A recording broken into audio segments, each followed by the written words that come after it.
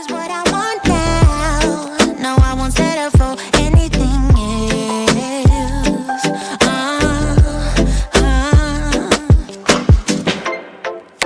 I can't keep pretending. It's not getting to me. It's never ending. Can't give you what you need. Oh no, no. You're misbehaving. Yeah, it's getting to me. It's never ending. You can give anything, so you can go, go, go. Go, go, go, go, go.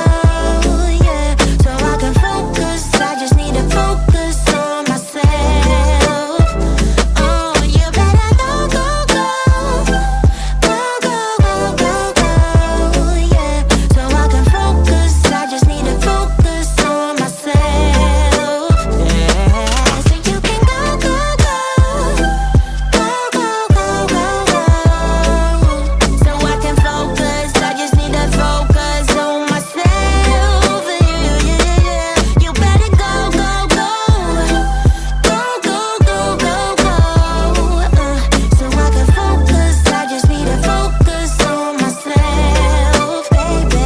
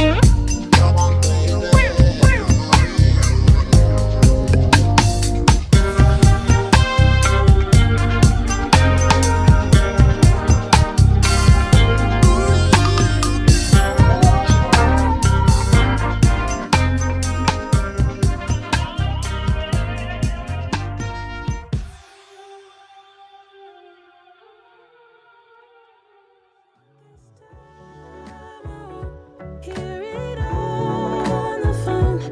If you got something to say to me, then say it to my face. What it's all about, why you're bailing out.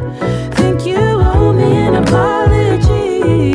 Just say it to my face. You're sorry. You're so sorry. You're so sorry.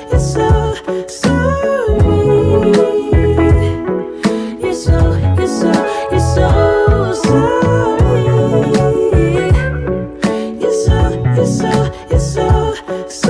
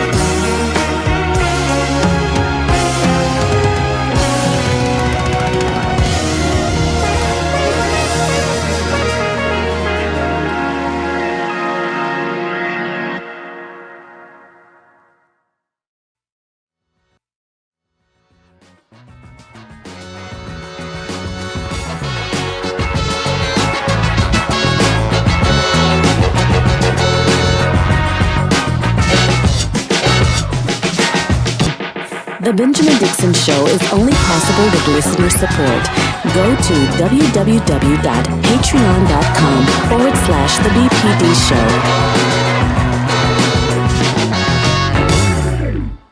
Welcome to the Benjamin Dixon Morning Show. We have a jam-packed show for you this morning. We will be speaking with Senator Nina Turner. Try to also put yourself in the position of this young brother. We have him on the line, Brother Christian Smalls. I know he is organizing today as well. So, brother, thank you so much for joining us this morning. How are you? I'm good. Thank you for having me. Good morning. I can Smalls, barely... Good morning. Dwayne Patcham to me, Brother Smalls, we've had a chance to talk about you a bit this morning, and I want to appreciate you for coming on. Before we get into what's happening right now, because there's action that's happening right now. There's organizing that's happening right now. But how did we get here? Could you tell the people a little bit about your journey and your leadership in this unionizing effort at Amazon? Sure, absolutely. My journey started almost 2 years ago. Back in March of 2020, I held the walkout out of the same facility that we're unionizing, JFK in Staten Island, over the health and safety concerns when COVID-19 came into play in the beginning of the pandemic. Amazon failed to protect its workers. I felt the need to take further action. And when I did that, the company retaliated against me and they terminated me. When they did that, they pretty much motivated me to continue organizing up into the efforts when we saw the RWSU last year begin their campaign. We felt that this is time to start here in New York, and around April of last year, that's when we began our campaign here in Staten Island a little over 9 months ago. So here we are today, getting ready to get into an election. To be determined, the date and regulations. Next week, we go to court with Amazon on February 16th. Brother, and shout out to all the people who are organizing, because this is a massive effort. This attempting to unionize a company the size of Amazon, even if it's just your local warehouse, is a monumental effort because, well, you don't get to be the size of Amazon. Now, this is my commentary. Don't attribute it to anyone else on the screen, but you don't get to be the size of Amazon without doing a little bit of exploitation of labor and union busting. Now, I was speaking with Jordan Sheridan of Status Quo earlier this week, and a video leaked of those actual efforts where Amazon was trying to intimidate union organizers. Can you tell us a little bit more about that? And where is that particular warehouse in proximity to the one that you're unionizing? So, yeah, this is actually the video that we are referring to. This is actually the same warehouse. This is JFK Staten Island. This happened on Monday morning. Several of my organizers, because we organize from within and we have a really good stronghold within the building, we had the heads up before they even started the captive audiences. A worker reached out to me, sent me a message saying, hey, today they're going to be bringing them back, the captive audiences that they had in December. So I said, okay. We had a meeting with my organizers, and I said, you know what, let's put together a plan to effectively go in as a collective and shut them down. And that's exactly what we did. We crashed one of the meetings in the morning as a group. We walked in, at first we hit some bumps. Workers were a little taken off by surprise, but we made sure that we gave the workers, we even gave the union busters a chance to explain the non-facts, and then we rebutted. And at the end of our rebuttal, the workers sided with us because it made sense. That's right.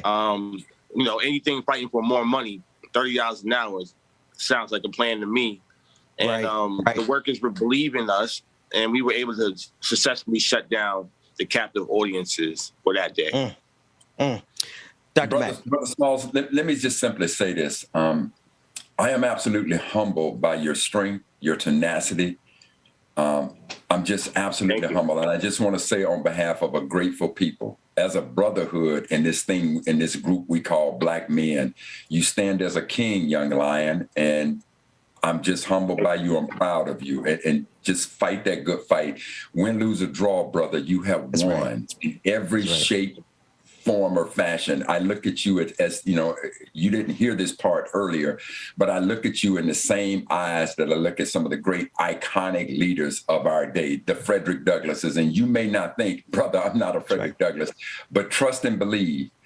When you think about what it is you're doing, you are in that genre of the Frederick Douglasses, the A. Philip Randolphs, those who have led and paved the way, and sometimes at a great sacrifice. And I just want to say to you how proud we are of you, Black man. Thank you. And we love you, man. That's right. Thank you. I really appreciate that. Yeah, no doubt, fam. No doubt. Okay, Christian, I want to pivot just a little bit with the time that we have left. Could you tell the people how, because I know you're actually out there, and I'm not going to hold you. What do Black people need to know? What do progressives, people who stand with unions and organizing, what do we need to know in order to help in this moment? What can the average person do to help you all in this effort? Yeah, the number one thing, you know, we got to make sure that we're amplifying this. This is really underreported, what's going on in New York. And it's no shade to Alabama. We love Alabama. We stand in solidarity with Alabama. But what we got going on in New York is independent, it's worker-led. There's no national established union behind it. There's no resources behind us. This is really raised by grassroots campaigning. The workers are in the driver's seat.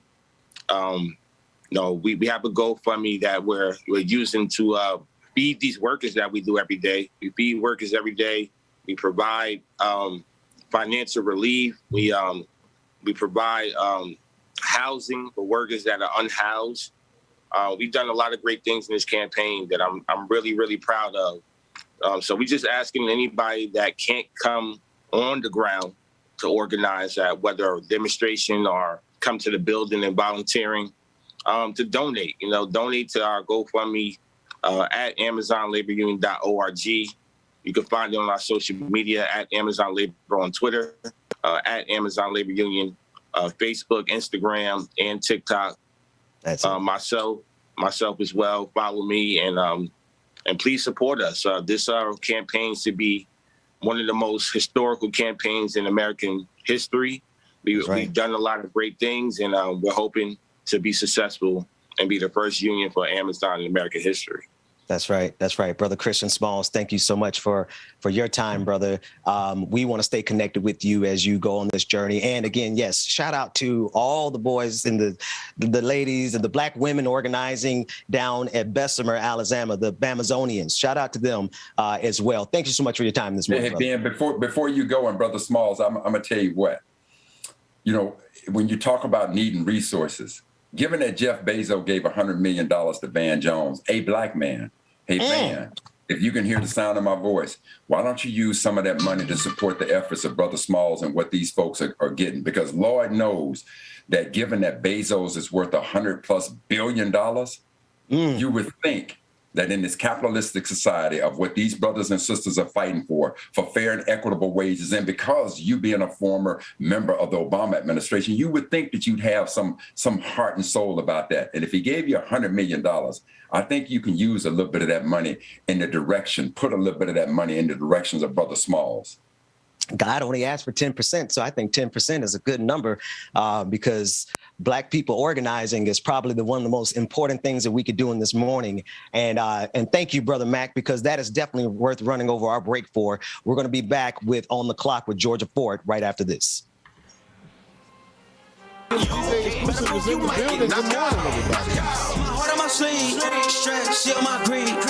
how I get it. Success ain't no giving. Some days I don't eat, I don't sleep. When I'm focused, I'm dangerous. They don't wonder when I'm anxious. Ain't no limit till I tank. I'm running on fumes. The opposition don't amaze. The roads racing through the pavement. Get your hands out of my bag. I know that's because I've been in it. I don't need to brag. I guess that's what happens when you taking care of your business. But some family, you do the math. I'm out of my pocket. Houston, we got a problem. I ain't perfect. Let them watch me elevating. Got them nauseous because I'm the pilot in the cockpit. Nose diving in the house and woo. Watch how I get ahead. Watch how I get ahead. Watch how I get ahead. Woo. Watch I set it up. Bet you I shut it down. Watch I get a win. I don't think they really wanna come against the winner. Got a finger on the pin on a grenade. I ain't never been Good morning, everybody. Good morning. Good morning, my dad. I see y'all in the chat. That's the Roach. Good morning to you. Truth and Franco, what's going on? Laura Strada. Tyler Hackman, good morning. On and on it goes. Good morning. Alicia, good morning, sister. Love you, Brother Lateef, what's going on? Dan Boner, this is Knocked Out. Knocked Out by Knocked Out. Snack Panther, what's going on, brother? Rachel Bannon, good morning.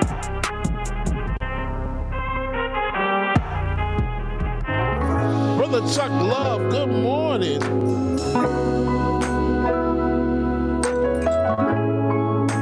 Indian Brown, what's going on? Good morning, everybody. Good morning.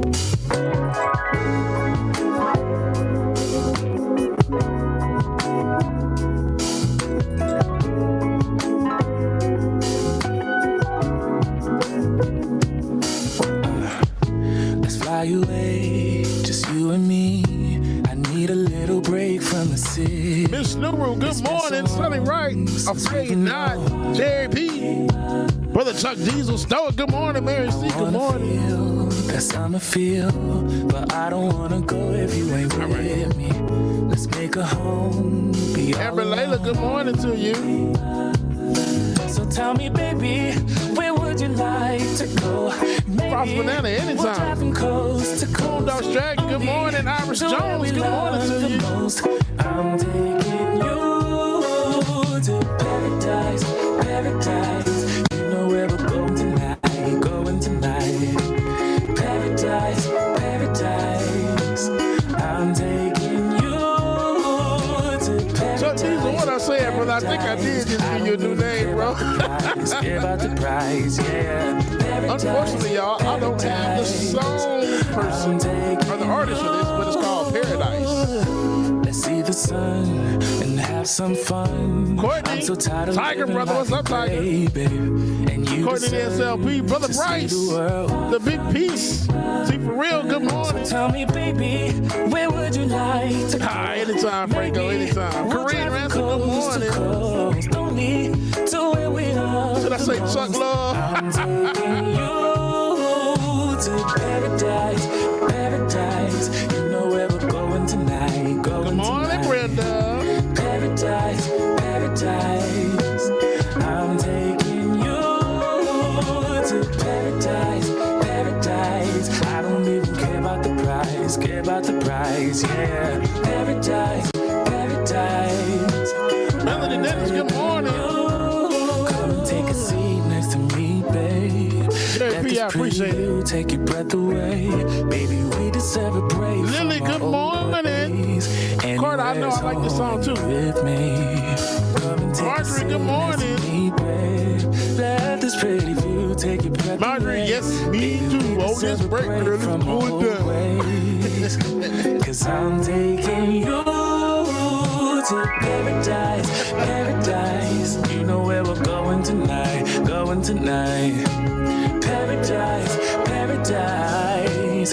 I'm taking you to paradise, paradise. I don't even care about the price, care about the price. All right, y'all, I think we're ready. Dwayne, are we ready? Paradise. Environmental Coffee House, good morning to you.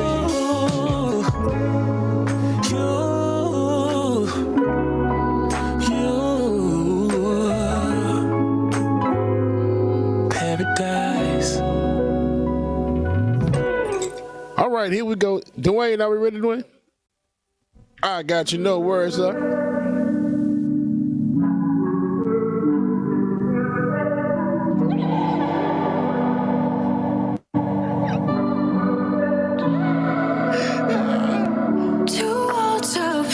Shout out to Dwayne, man, in the background. That's my dog. I'm filling my soul up with devotion and stardust.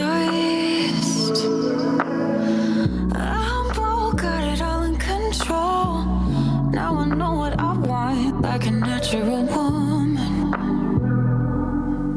You know I'm not a girl anymore. All right, y'all. And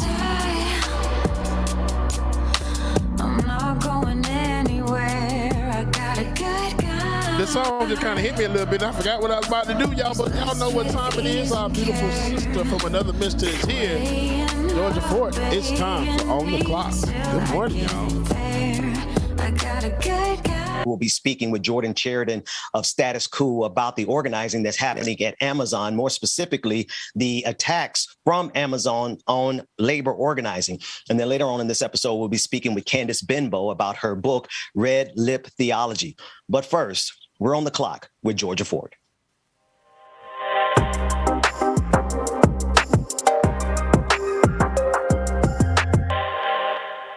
Georgia, I can't help but feel some kind of way that all of these events are happening in the same city, in the same proximity, right? And I also feel glad that you're on the scene in that area to capture some of these images and to capture the heart of this. The thing about this that I've noticed with the death and the murder of Amir Locke is the fact that the bar for people to care in this country is so high. And the graphic nature of the video has to be so graphic because it feels as though, you know, America is fatigued with having to discuss how many times Black people are killed by police officers. And I just want to remind you all that we're fatigued with being killed by police officers. This was the largest turnout, I think, that we've seen here in Minnesota for a protest since Dante Wright.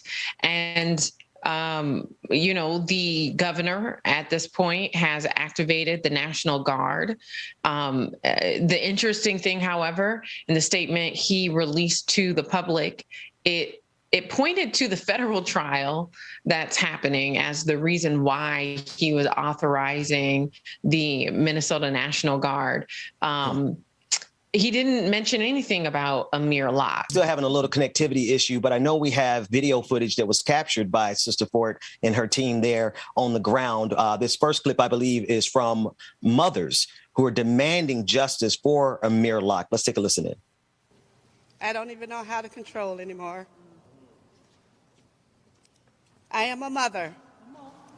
I am an auntie. I am a sister. I am a grandmother. I am a friend. I am a Black woman. Yes. My sons are 20 and 27, and when I see the face of Amir, I see my son. Yes. So when we say enough is enough, we are tired of the system failing us. The system continues to tell us to follow their laws. Well, he did. He was licensed to carry, and that cost him his life. That's right. That's like philanthropy. And I know his father. They want justice. They're not going to get their son back.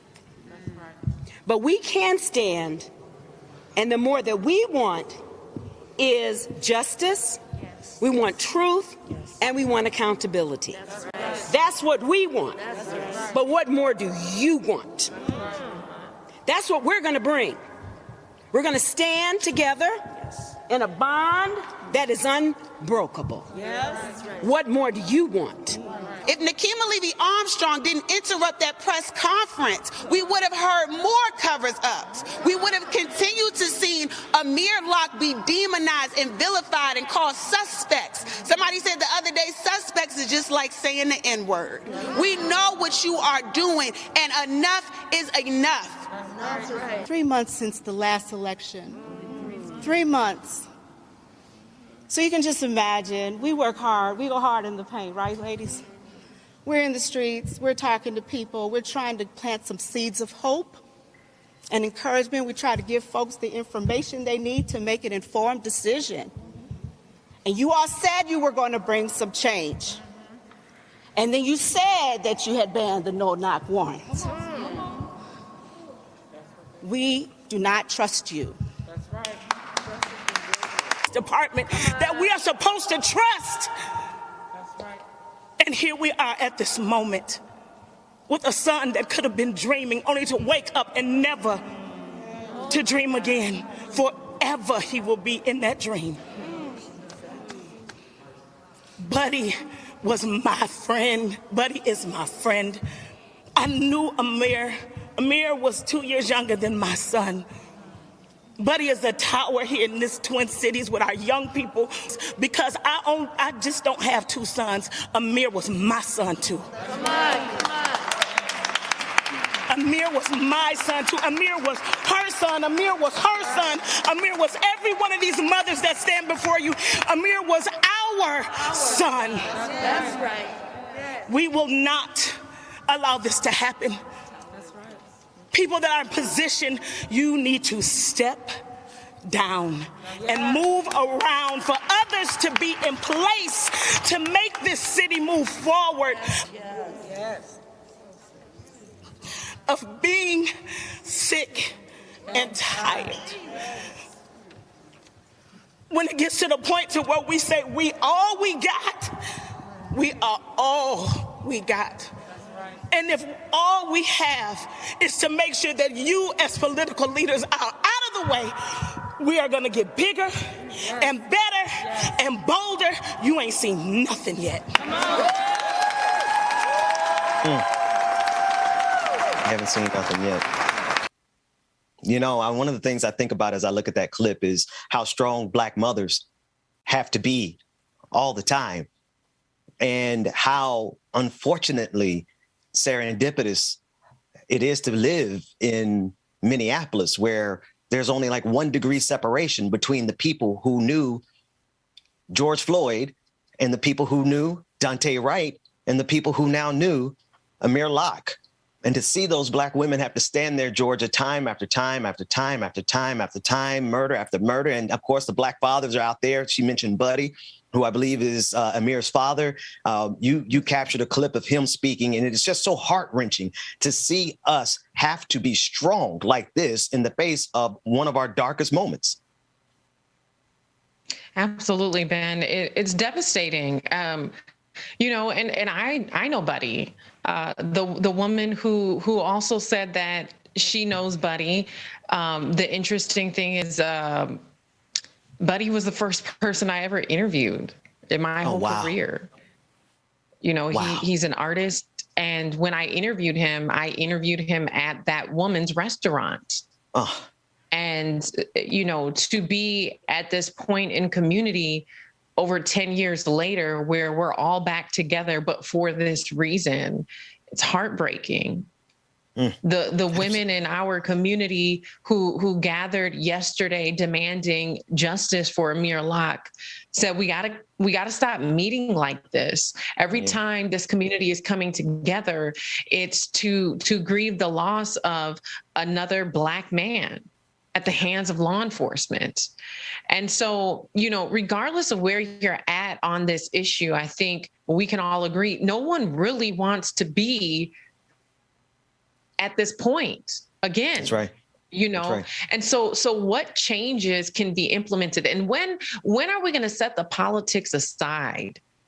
You know, because there were community leaders who delivered more than 10,000 signatures. I want to say it was close to 20. Boxes and boxes and boxes full of signatures from people in this community across the state of Minnesota who wanted to see policy change as it relates to policing. I watched community deliver those boxes to the governor's office last year. And what happened to those bills? Because one of them would have addressed no-knock warrants. One of them would have saved Amir Locke's life. What happened to that bill? Why weren't those people heard? They were out in the community collecting votes, collecting signatures. That was something that the community said that they wanted. Why didn't that happen? It didn't happen because of politics. It didn't happen because Republicans, they want to continue to back the blue line. It didn't happen because Democrats wanted to be moderate or passive or wanted to appease their Republican colleagues. And so there was compromises that were made to the legislation that was presented last year that allowed Amir Locke to be killed. And so at what point do they set the politics aside and really start to get at the core of these issues so that we're not back here in another 6 months being reactionary and allowing the cost of change to continue being Black blood? my God, the cost of change to continue being Black blood. And see, this is the thing that troubles me so much, Georgia, is the fact that without an escalation in the manner in which they brutally lynch us publicly. And what I mean by that, if the video ain't graphic, then it's like this system doesn't respond to it. It's almost like the system is waiting for the next spectacular killing of a Black person to move one more inch. But as you already said, change cannot continue to cost us Black blood. It just cannot.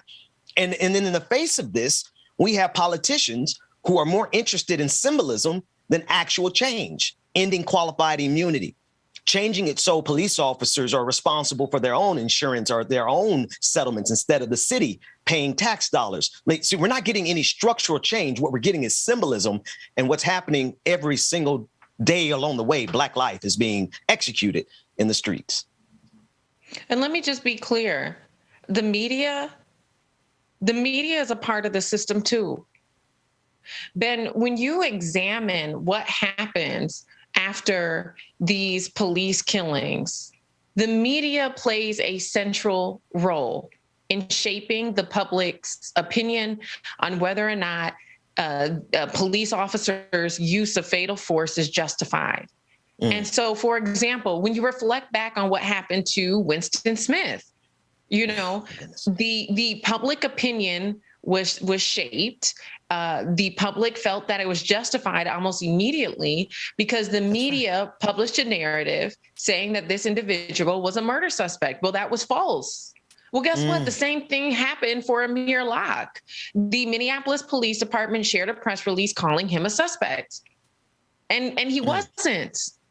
And so these narratives that follow these police killings largely shape public opinion on whether or not these killings are justified, and they have the ability to temper the public's response. If there's not footage, you're just not going to have the same response. If there's not footage, if people cannot see with their own two eyes what has happened, you're just not going to get a response. But what my question is for media, especially the media here in Minneapolis, I have a question that I need answered by the media in Minneapolis. At what point do you consider a source to not be credible anymore? Because at this point, the Minneapolis Police Department has lied to you. The Minneapolis Police Department has withheld information in order to give you a partial narrative that paints a picture that is favorable for them.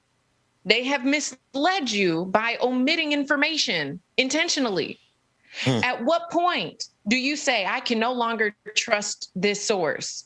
At what point do you say any information that this source gives to me, I need to fact check by a second source? I need proof. I need evidence. I need visuals, because this has not only happened one time, two times, but now here we are the third time that we have a public record of the Minneapolis Police Department either blatantly lying to the media or only sharing half of the information so that the media can paint a picture that is favorable for the Minneapolis Police Department. Pointing back to what happened to George Floyd, the Minneapolis Police Department issued a press release saying that George Floyd died of medical complications during an encounter with police. You saw the footage. You know that's not what happened. You watched the trial. You saw what the judge determined. That's not what happened.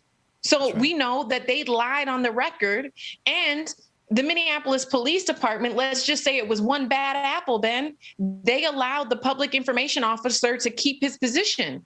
Why wasn't he terminated for putting out a lie like that to the public? So now that you have one instance, that's one example. Now here, look at Amir Locke. They called him a suspect and he wasn't. They published photographs of his gun without telling the media that he had a license to carry it. At what point does the media say, we cannot trust you? You give us bad information. We're not going to source you anymore. You give us only half the story. We need to fact check and verify, just like we would if we were talking to somebody off the street. At what point does the media draw the line and say the Minneapolis Police Department is no longer a credible source? Georgia, I would expand your question, your query, to all police departments and all media outlets, because one of the most traumatizing things that I think I've ever encountered in this line of work was our brother out of Baltimore, I believe Freddie Gray. So many names, it's hard to get them all. But Freddie Gray, he was killed by the police in Maryland. And during the trial, the media decided to bring up the deceased, his mother's previous drug addiction. The person who was dead, not on trial, Georgia, they dug into that man's mother's drug addiction and reported that during the trial. So my question is like, if the media is there to represent the truth and justice or any aspect of journalistic integrity, let's forget about justice. Let's forget about truth, because, I think we're living in a post-truth America. But it really does seem like a lot of these media outlets are 100% complicit with maintaining the narrative that keeps this system killing Black people every single time we look up.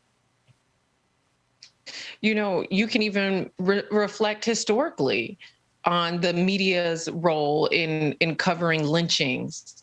You can look historically on the media's role in inciting lynchings, right? And so how many of those same practices are still embedded in the fabric of the system of media? How many of the standards, how many of the practices, when you talk about objectivity, when you talk about being balanced and being unbiased, why is it that we'll hear about Freddie Gray's deceased mother's addiction, but we won't hear about the officer's father's abuse towards his mother? That's still actually happening currently. Why is it that we can criminalize and dehumanize Black bodies without even thinking about it twice?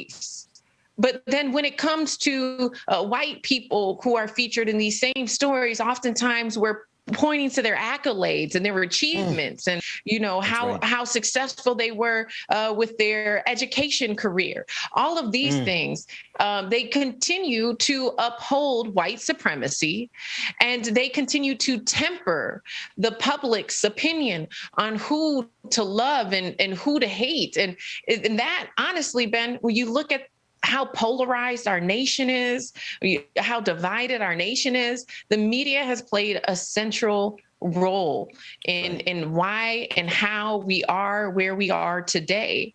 But, I think that is what makes what we're doing so unique, because we're able to examine the media industry in this capacity, in which I know for a fact, when I was working for mainstream media, I couldn't talk about the practices and the standards within the industry in a way that was critical and challenged people to bring change. But this is a very valid question for journalists, not only in Minneapolis, but yes, if you're covering police killings in other markets and you're starting to see a pattern of the police department sharing misinformation or only sharing half of the information to give you a partial narrative that's in their favor, you need to truly ask yourself, why do you still consider them a credible source? We can no longer, as journalists, walk into these stories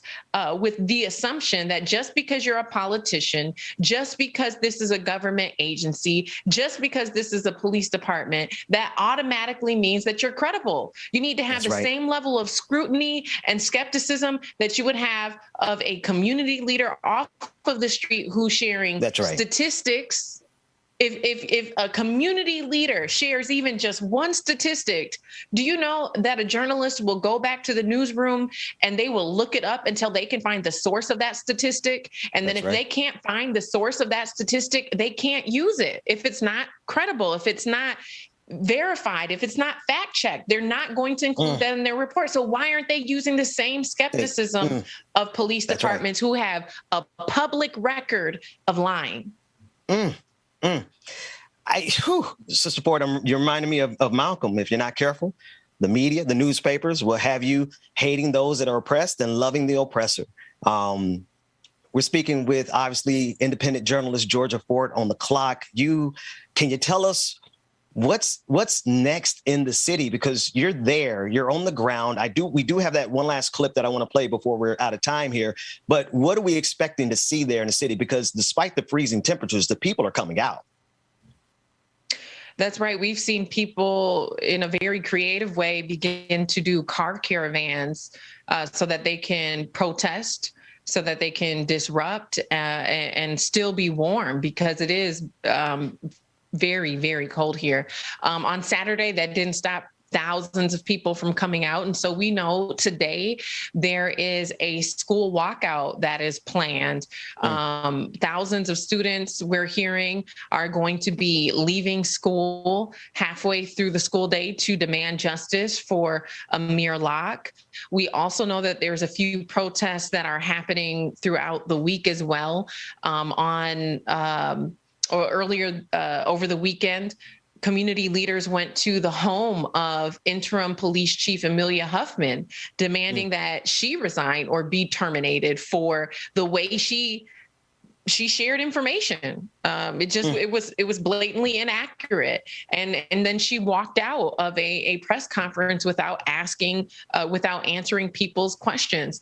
And so I'm anticipating, Ben, that there's going to be a continuous pressure applied to Mayor Fry, the interim police chief, and other officials who are in a position to make a decision on whether or not Mark Hanneman can keep his job.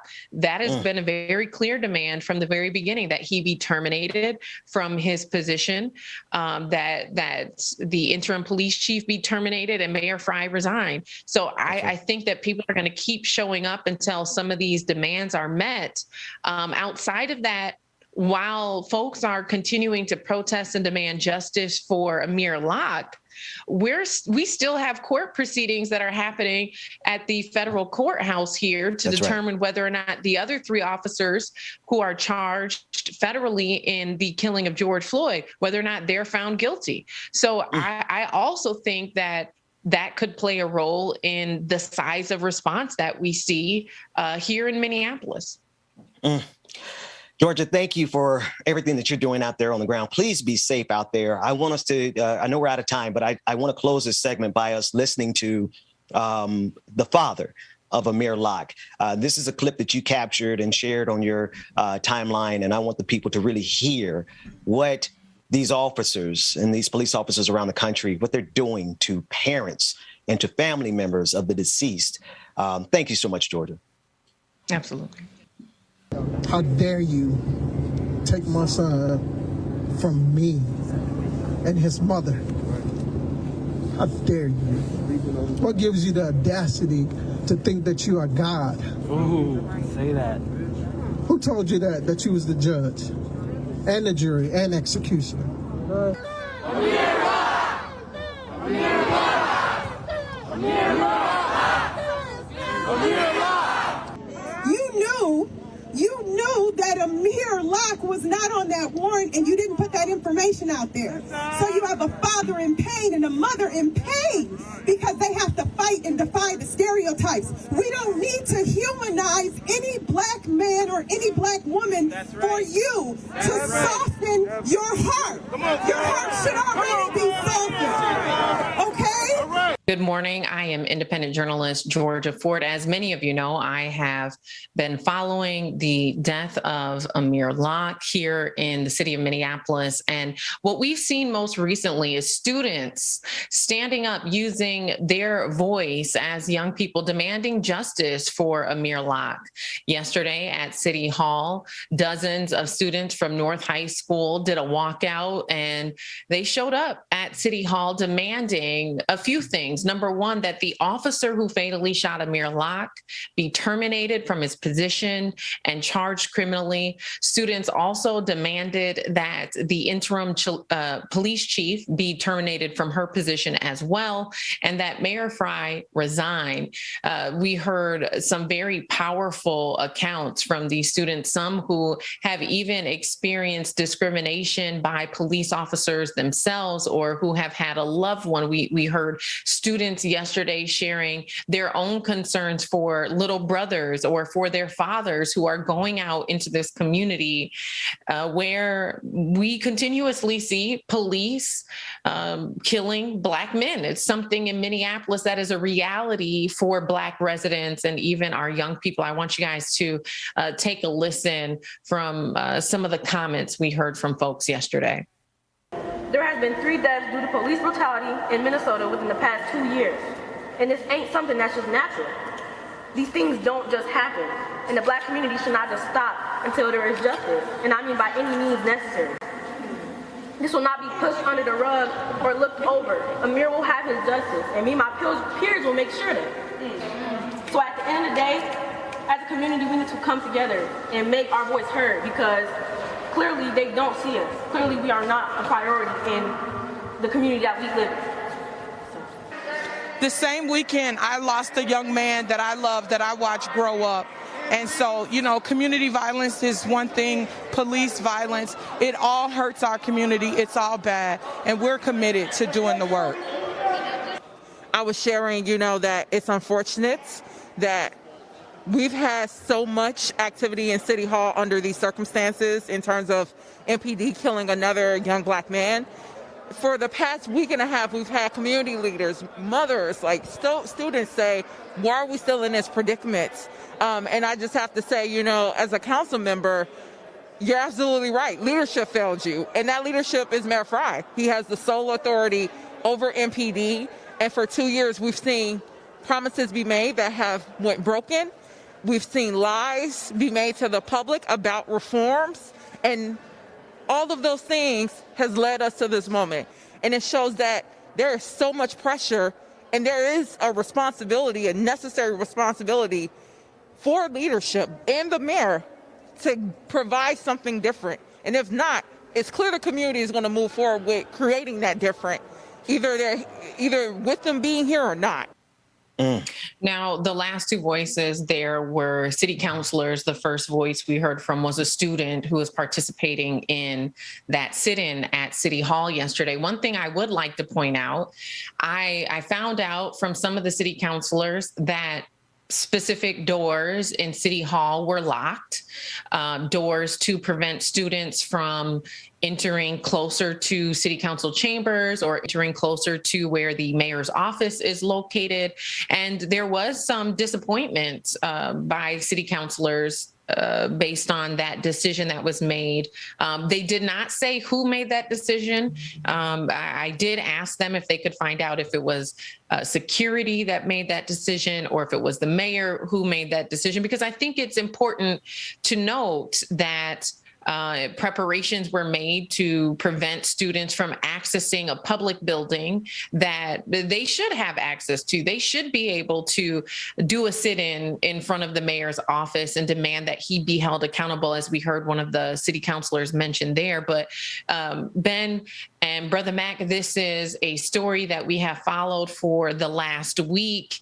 And here we are 8 days following the fatal shooting of Amir Locke. There has been no movement from the mayor. There's been no movement from the interim police chief on whether or not this officer is going to be fired or charged criminally. You know, first of all, Sister Ford, again, you know, I just, on behalf of a very grateful people, we are so grateful for your body of work and being on this story for as long as you've been on it and bringing it to us. One of the things that jumped out to me is when the sister, you know, when they threw in there about Black on Black crime. See, that is nothing more than a deflection from you dealing with the issue of what is it that you are doing? What is it that you are doing? And Ben, that's why, that conversation you have about when you look at the data on crimes within communities. See, we shouldn't spend time talking about that. And I want these young people to just keep their eyes on the proverbial prize. And one of the, quickly again, from history, the thing that just jumped out to me is that whenever we saw a lot of progress being made in this country, it was usually made by young folks. And this takes me back to Birmingham in 1963 during the Children's Crusade. Of what these children were able to do is to bring all of the efforts of Bull Connor and Birmingham to an end because these children got involved. And to the young people of Minneapolis, I am so very proud of you again on behalf of a grateful nation. You are following in the legacy of what we do. And this, again, is part of why they don't want you to understand your history. This is the whole debate against critical race theory. They want to call it critical race theory, but they do not want us to be empowered with that of our ancestors and knowing that we can make that change and challenge America as we are doing. And for them to not only say we want that officer, but we want the chief of police and we want the mayor. I love the critical thinking that our young people are doing. God bless them all. Yeah. Yeah. And Sister Ford, absolutely echoing everything that Dr. Mack just said. The politics of it all jumps out to me and is screaming at me because of the gaslighting we are getting around the George Floyd bill, which is dead on arrival, right? We have not gotten any real traction. There's been a lot of press conferences, a lot of symbolism. They painted streets with Black Lives Matter. They put it on helmets, but we haven't gotten policy yet. And what irks me in this story so much more is that now that they're talking about banning the no-knock warrants, didn't we have that conversation already? And why is it now that that was not followed when we had that? Or maybe I'm mistaken, but I just feel like this was a tragedy that did not have to happen if people had just done something after George Floyd was killed. Absolutely. Well, and I think it's important to distinguish when you say people had done something. I mean, Ben, absolutely. And what's also true is people did do something. There were so many community leaders. It was very fascinating and inspiring to see people activated in our community, people organizing, door knocking, getting signatures on bills like one specifically to ban no-knock warrants. Communities United Against Police Brutality, Jonathan McClellan with his organization, Zainab Muhammad, and so many others who did the legwork of drafting bills and getting signatures to support them. I was there when they delivered multiple boxes full of signatures to the governor's office. The governor would not meet with them. One of his aides sat there and spoke with them for probably about 20 to 30 minutes, but they delivered all of those signatures in support of, I believe it was 8 bills that would transform policing across the state of Minnesota. And when I talked to Michelle Gross about those bills, one of the things she says specifically about the no-knock warrant bill that was presented, she says that bill was watered down. She says, the bills that did pass, they got changed once they made it to lawmakers, and they got changed in a way where they could not be effective. And so here we are being reactionary again, instead of being proactive, right? Think about that. Had that bill have been passed in the way that constituents said that they wanted it, Amir Locke would still be here. That's right. Had lawmakers, had politicians who are in positions of power actually listen to the people, we would not be here, where you see thousands of young people, students who are leaving their classroom and they are pounding the pavement. They're saying no to their education today and saying yes to justice, yes to reform, yes to My Life Matters. Thousands.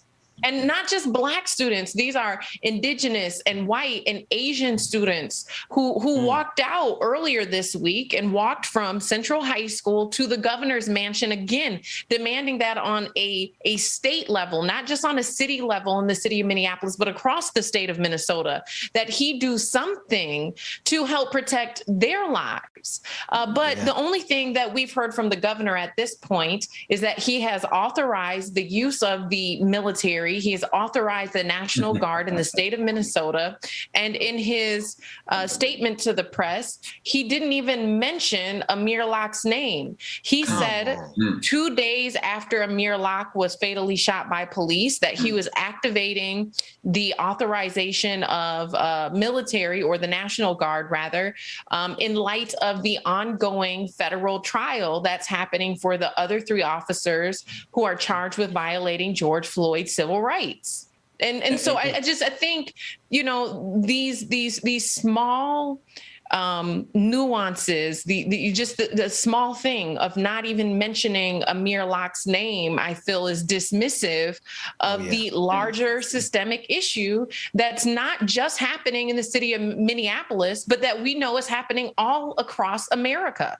That's right. And Georgia, you know, I want to be sure, because, you know, that we say, when you say they're being reactionary, clearly what you just laid out is the beauty of where we are evolving to in this change, in that after George Floyd, it's not that we relaxed and said, okay, we're about to get justice. After the trial of Chauvin, it's not that we relaxed and said, okay, things are going to get better. Right. But what you were describing is that this community still had the foresight to see the obstacles and the tools that would be in the way that would lead to another situation like this, and they proactively did it. So when we're saying reactionary, I think what you're saying, and help me if I'm wrong here, you're saying that the lawmakers, those powers that be, are being reactionary. Right. That's right. And this is what I love about what we are now learning from history, is that once, and Georgia, I've heard you say this many, many times before, whenever we make progress, they amp up their efforts to be more suppressive. And normally they're successful in that because we let our foot off of the gas, off the pedal of making America a more perfect society. But yet the young folks in Minnesota and Minneapolis, they saw these things going. And even though they saw the progress, they still saw the other obstacles and kept that going. So for them to organize and take to the governor's office and take to these lawmakers solutions for these other issues that would continue to lead to this, and then they do nothing but water it down. I am so grateful for what they're doing of keeping pressure going. God bless them. God bless them. And shame on the governor. Shame on the on really the state of Minnesota, because when you take a look at it, the same way we were talking about the death of our brother who was incarcerated in the Department of Sherrell. Brother Sherrell, correct. Mm-hmm. So all of these folks in power are just a sham. Now you want to call a set of lawmaking individuals a swamp. Clearly, that's what we are seeing, and I'm so grateful to you, Georgia, to see that footage of you on the streets with these young brothers and sisters organizing, not just being out there being chaotic, but being strategic in what they're doing. That is so incredibly powerful. And keep the hammer down on the mayor, on the chief of police, and on the governor, and make sure that when it's election time, no need to deal with the status quo. Let your voice be heard again. That's right. And again. See, they think we got short memories. I think that's one thing that they're counting on. And this is why the coverage is important, because this footage, this is coming from your team, Georgia, if I'm not mistaken. Like, this is literally you out there with your crew capturing this footage, and save for your efforts and the efforts of Black press, the company, we wouldn't be seeing what we're seeing right here. That's right. That's right. And, you know, I unfortunately can compare and contrast the coverage as an independent journalist that I'm doing with mainstream media. And, you know, I'm reminded in this moment more than ever why there's a need to change the narrative. You know, I think that at times when our community is doing well, sometimes it feels like maybe there's not this need, but in times of crisis, when you have mainstream media that is publishing photographs of Amir's gun without the context that he is a licensed gun carrier, misleading the public to believe that he is a criminal, and we are reminded that there is a tremendous need to change the narrative.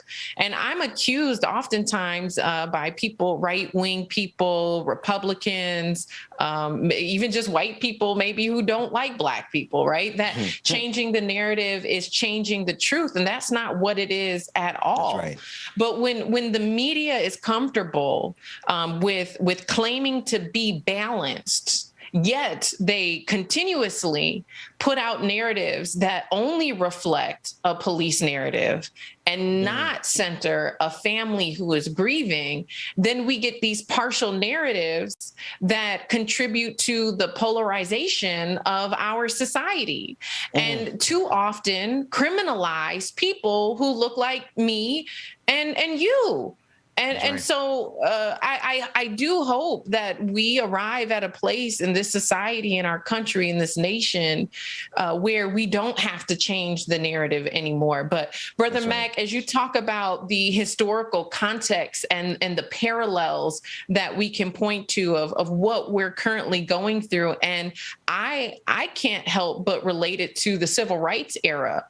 And you know, and you can put photographs side by side of the sea of people who are coming out and demanding change, right? But back then, during the civil rights era, when you think about policy shift, specifically surrounding desegregation, it took years before Thurgood Marshall had a victory on Brown versus the Board of Education. And even after the policy changed, even after segregation was outlawed, it still took years for integration. And so it's not just about a policy shift. You can change the laws tomorrow, but it doesn't mean that police are going to stop killing Black people tomorrow. Because what is also going to have to happen in this country is a culture shift, a mind shift, and a heart shift. And we know that historically, because you can look at the policy that changed surrounding segregation. Segregation was outlawed, but integration didn't happen until years later. And so many people, including myself, we were hoping that true change was going to happen after the horrific murder of George Floyd. But here we are, less than 2 years later, and everybody I know, at least in the city of Minneapolis, regardless of where they stand on this issue, is asking themselves, what has truly changed? Has anything changed? And Georgia, I want you to keep this. This is just to you, sister. I need you to know that when they view you as, quote, an agitator, it's because they are threatened by this truth that you are bringing, and you take their you take their description of you as a badge of honor. Because as Frederick Douglass says, that any man who professes the faith of freedom but detests agitation is a man who wants crops without plowing the field. He wants rain without thunder and lightning. He wants the ocean without its awful roar. Sister, continue to roar. Now, as you talk about Thurgood Marshall, in 1954, winning Brown versus Board of Education, and it being years later.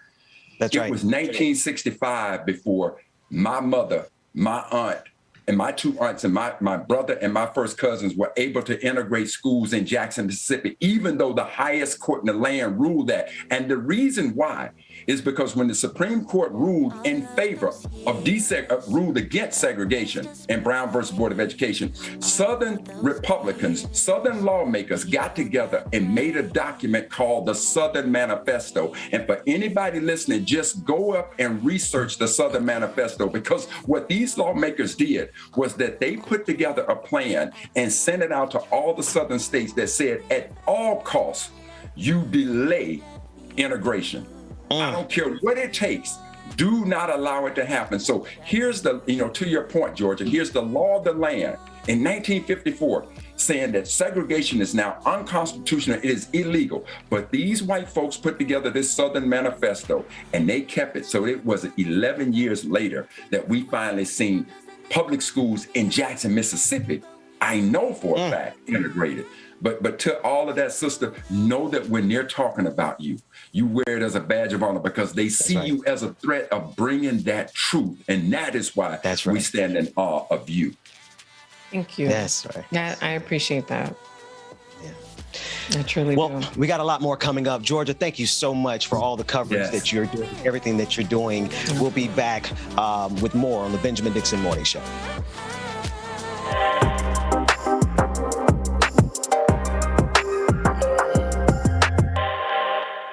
I want to shift gears because we have Senator Nina Turner on the line, and I want to say good morning to her. She is running, of course, for Ohio's 11th Congressional District. Friend of the show, a fighter for liberation, I like to call her. Sister Turner, thank you so much for joining us. How are you this morning? Good morning, Brother Dixon. I'm fine. How are you?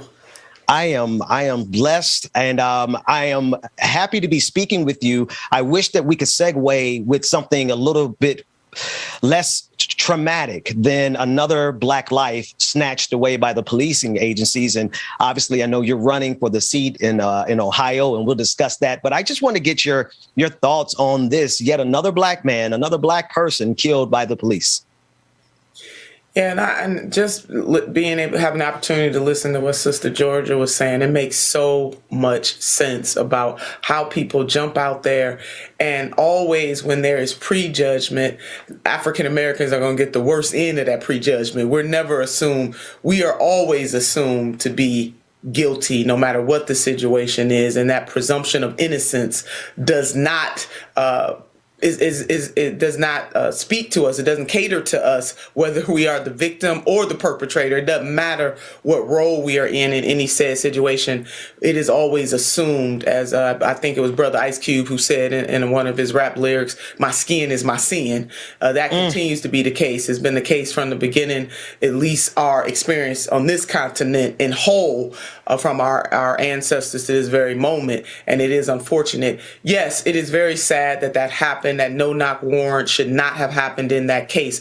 We do understand that if somebody is in imminent danger, the key word is imminent danger, then there may be a few cases, very few cases, where no-knock warrants may be necessary, but they are not necessary in the overwhelming majority of the cases. Right. And my God, if somebody has a gun in their house or in their apartment, in their place at night or early in the morning because they sleeping, that is their right to do so. And I love Sister Georgia's point about whether or not what it all them Second Amendment folks. Do you believe that it applies to Black folks?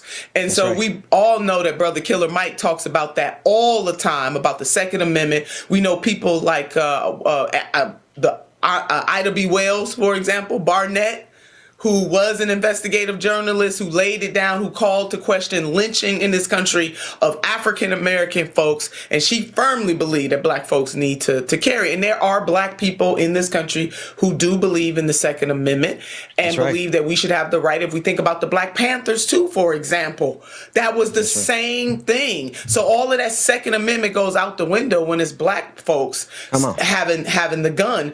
And whether or not we are assumed or presumed to not have the right to carry a gun, we know that there were rules on the book, both de facto and de jure, laws and in practice, where Black folks were not allowed to have guns in this country, even though, and so their Second Amendment rights were trampled upon. So which is it? We cannot have it both ways. So, Brother Ben, I'm glad that you're covering this, and Dad, Sister Georgia, you laid it down. I mean, those should be the steps. Calling the family first, ask them some questions before you jump out there on the limb, and whether or not the gun was registered or not was not necessarily the point in that moment. You know, you can deal with that after the fact. Like if it was a non-registered gun or he wasn't supposed to have it, let him live and let's go and fight that out in the judicial system. That's right. Right. That should not at any point be a death sentence, a summary execution on the spot. And it's difficult to move away from these stories because we have to be persistent and consistent for justice. And that's something that you have fought for a long time, Sister Turner. We've talked and you've been on the show. You're a fighter for liberation. I've lived in a lot of places. I feel like I've lived a lot of lives, but I know the 11th district well. Cleveland is my family home. Tell us about the race there and your strategy, because we need some victories. Yes. Yeah, we really do. It's been 2 weeks and a day since I announced, and we're working really hard. We are waiting now to see what the district will look like because the Ohio Supreme Court, and rightfully so, ruled both the legislative lines and the congressional lines unconstitutional. A GOP legislature run amok per usual. To quote my grandmother, she would talk about people who have lost their ever-loving minds. Republicans have done just that all across this country, and they're gerrymandering the hell out of districts, which is wrong because politicians should not be able to pick their constituents. It should be the other way around, and we have to deal with that entire system. That being said, what I do know about the district is that all of Cleveland will be in the new 11th congressional district. So it will be a new district, new people, new time. And my campaign this time around will have the opportunity, really deep opportunity, to get our message out about the needs of the people in this district, in this state, and also in this country. We're going to run hard. The same reasons exist why I ran in 2021 are still relevant today. People are suffering. People do not believe their material conditions are not changing, and people need a fighter and a champion and somebody not just to fight for them, but fight with them, alongside of them. And that is why I am running again, Brother Ben and Sister Georgia. Well, I'm glad to hear that you're running again. I can't lie. I was very confident that you were going to win when you ran last time, and was a bit disappointed at some of the politicians who present themselves as for us that stepped up and used some of their political capital to back other people. Could you just share with us what that experience was like for you and from your vantage point, your perspective, why you think there was a huge push in that district specifically to go with a different candidate? Yeah, and this district, historically, it was created because we had two African-American champions. They were brothers, both Mayor Carl B. Stokes and Congressman Louis Stokes. And Congressman Louis Stokes was, in fact, the first African-American congressman from the great state of Ohio. So what it took to even get the 11th congressional district. Sister Georgia, I do believe that there are forces out there that absolutely do not want the people to have a champion. So it's not just people like me in Ohio. It's happening all over the country that when there is a progressive candidate, the corporatists from both sides pounce because they do not want to see the requisite change. They do not want to have voices that are unbought and unbossed, to quote Congresswoman Shirley Chisholm. And so the forces did converge. And it's not so much that people swooped in to support one candidate over another. There were 13 people in this race, and it really came down to two of us. But it's the how they did it. The fact that this is a solidly Democratic district, there was really no need to get engaged in this race in the ways that they did. There's a difference. There's a different kind of energy when you are for somebody. You're using that energy to push for, versus if you're using energy to be totally against. And there was clearly a anybody but Nina campaign launched. I was warned after I announced that they were coming for me, they being the special interests groups and the corporatist types, whether they're Republican or Democrat, that they were coming for me with all they had. And that proved to be absolutely true. We do have some data that says that thousands of Republicans, by way of examples, actually voted in this special election. Let us not forget that election last year in August was the only election going on in the entire United States of America. And so that allowed the anti-forces to really coalesce and come at Sister Turner hard. I swear to you, every single day at a certain point in the latter weeks of that election that I would come home, there was some negative hit piece on me or billboards all over the city of people maligning, my name and also my reputation and absolutely smearing me. And that people want to say that all is fair in politics, but at a certain point, it is not fair. And to try to caricature me as an African-American woman, and a chocolate African-American woman at that, is really wrong. You know, there's a recent article that came out in the Cleveland Plain Dealer about 2 weeks ago now that showed that there was a PAC created to go after the new mayor, to really hurt him, and it was really anti-Black and really racist, and that there were local people involved in giving to that PAC to do that to him. Now, he was victorious, but how low will you go? I mean, that will become the question. You should do everything to win, but not anything to win. And some of those same forces that were revealed in going after the new mayor, Mayor Justin Bibb, in the way that they did, darkening his face. We know this stuff is as old as time, right? What they do to African Americans, and especially if you are a darker hue African American, to invoke fear. Local, you know, the Haslams, other people were involved in that. These are some of the same people who supported my number one opponent. So again, we're gonna fight. We're gonna take the message to the people that this time, in terms of the hurt. I mean, we have a tax credit. They expired, right? A child tax credit expired. Just was revealed that community colleges will not be free, that we will not make that investment. But meanwhile, back in the halls of Congress, they always find a bipartisan way to increase funding for war making. But they don't find the way to be bipartisan in lifting the people of this nation, the poor, the working poor, and the barely middle class, and taking care of, speaking to, and pushing policies that answer to their material needs. So the reason, the mission is still the same. Sister Turner, I know we have you for just a few more minutes. We're going to take a quick break. When we come back, I want to talk about all the things that you're fighting for and that you're fighting against, because when I hear you mention the tactics that they used in the district last time around, I really kind of want to unpack that for the audience, because I mean, they did a little bit of everything, including darkening your skin even more to make you seem whatever they were trying to make you seem. Let's unpack that a little bit. We're going to go to a quick break. We'll be back with more of the Benjamin Dixon Morning Show right after this.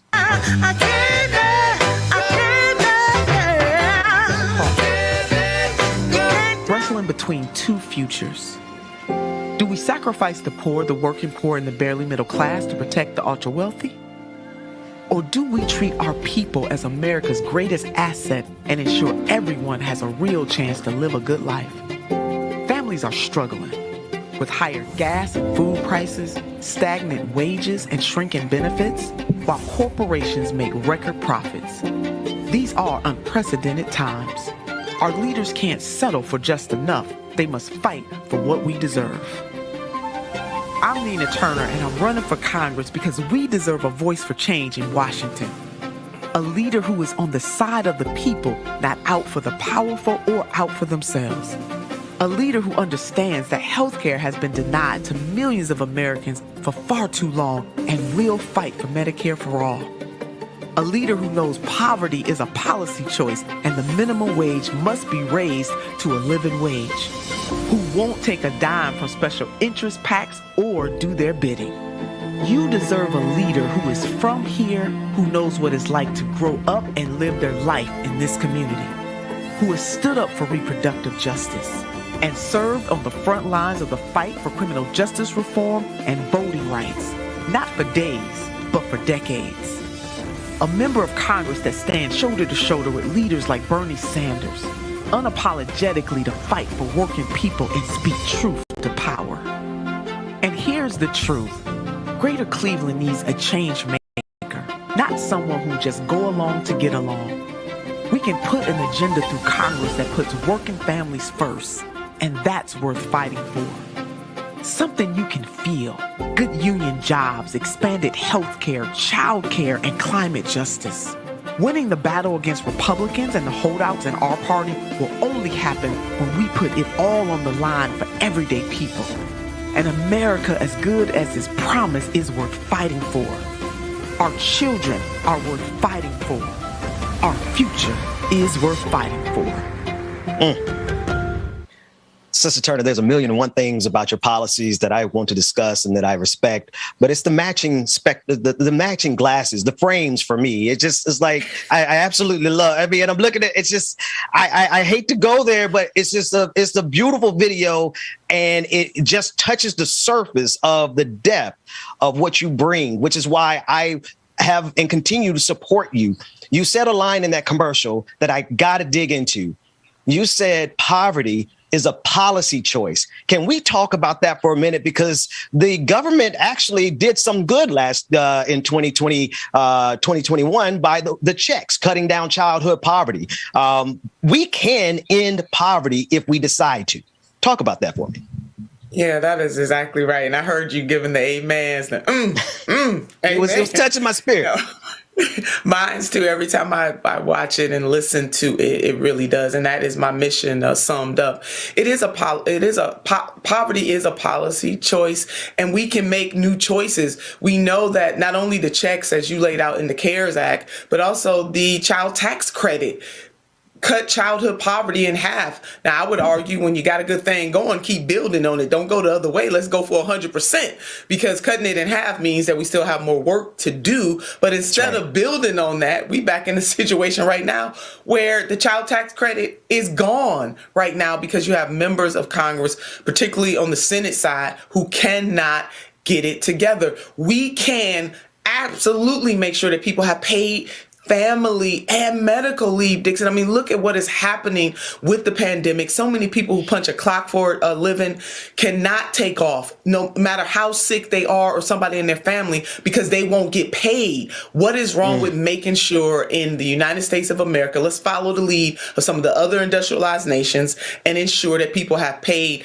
family and medical leave, that people have the requisite time that they need to take to deal with some of the personal challenges that happen just because you are a human being. What's wrong with investing in 2-year? I want to see universities too, but let's go ahead and start with 2-year colleges. We just got word that even that is stripped out, that they're not going to make 2-year colleges tuition free, which would cost about $45 billion over 5 years. It is worth the investment. If we look at it as the way that we invest in K through 12 education and we make it pre-K to at least 2-year college, we have a social contract. Brother Ben, we are making an investment. What is wrong with having a living wage? They caved on that right away and blamed the parliamentarian. So again, if we make different choices, then we will have different outcomes. Absolutely. And I'm thinking about the race, the recent race, and I came up to Cleveland to cover it. And I saw the negative ads all over the city. I mean, they really came after you. And I think it's meaningful for us to actually lay that out. They have been coming after you specifically.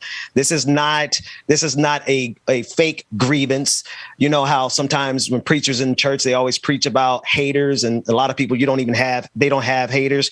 You literally have people with political power who followed you all around the country back to your district to make sure that you did not win on behalf of the people. Why are there so many people afraid of your campaign?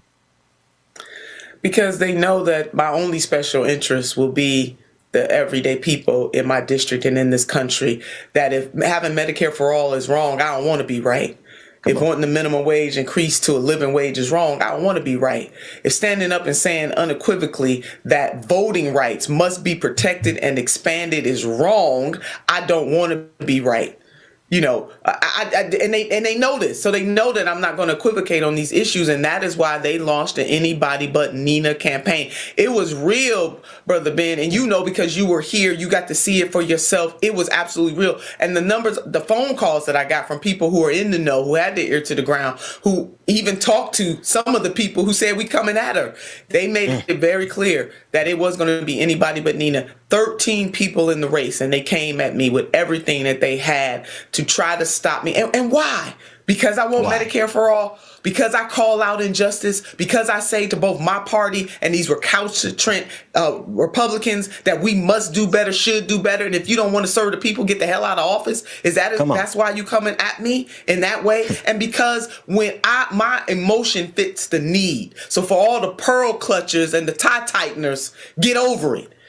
You know, they tried to use angry black woman. They did use angry black woman. Well, I'm here to state I am mad as hell about the suffering of the people in my district and in this country. And baby, if you're not mad, God bless you. But there's some angry folks out here, and we need to challenge that anger and use it to push for change. You know, I think Mrs. Rosa Parks was angry that day. That she said, I ain't getting up. I ain't moving. Not this day. I done did it too many times. I'm not doing it today. It's clear the Reverend Dr. Martin Luther King Jr. was angry as he analyzed this country and called to question its very moral fiber when it came to materialism, racism, poverty. Yes, he did. Minister Malcolm X was angry. Hell, people who are angry and use that anger to righteously indict suffering, to call it out.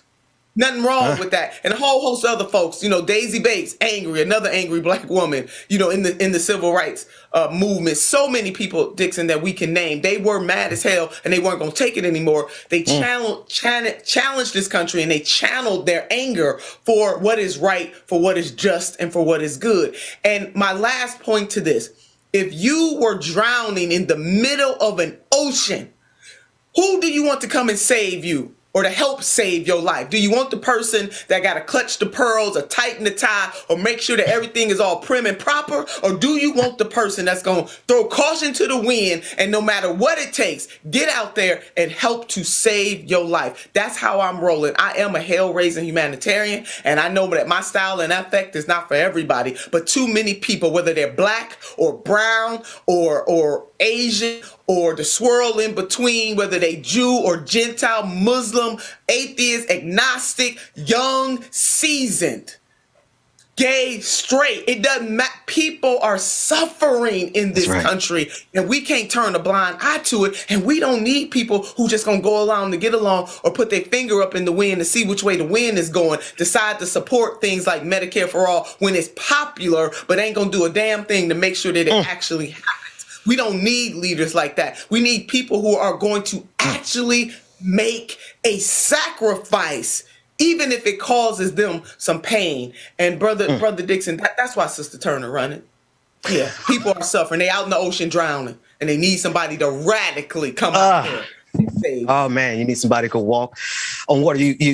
One other person got angry and chased the capitalists out of the temple. Jesus. Tell us before you get out of here, because if I had an organ, you were preaching just a second ago. But before you get out of here, I want you to tell the people how they can support you, where they can go and get more information about you, but also talk about that liberation part of your faith, because you're doing this because we've talked. I believe that you're doing this as a testament to your faith that doesn't want to see anybody marginalized or oppressed. Speak to those two things. Nobody. No, I don't want to see anybody.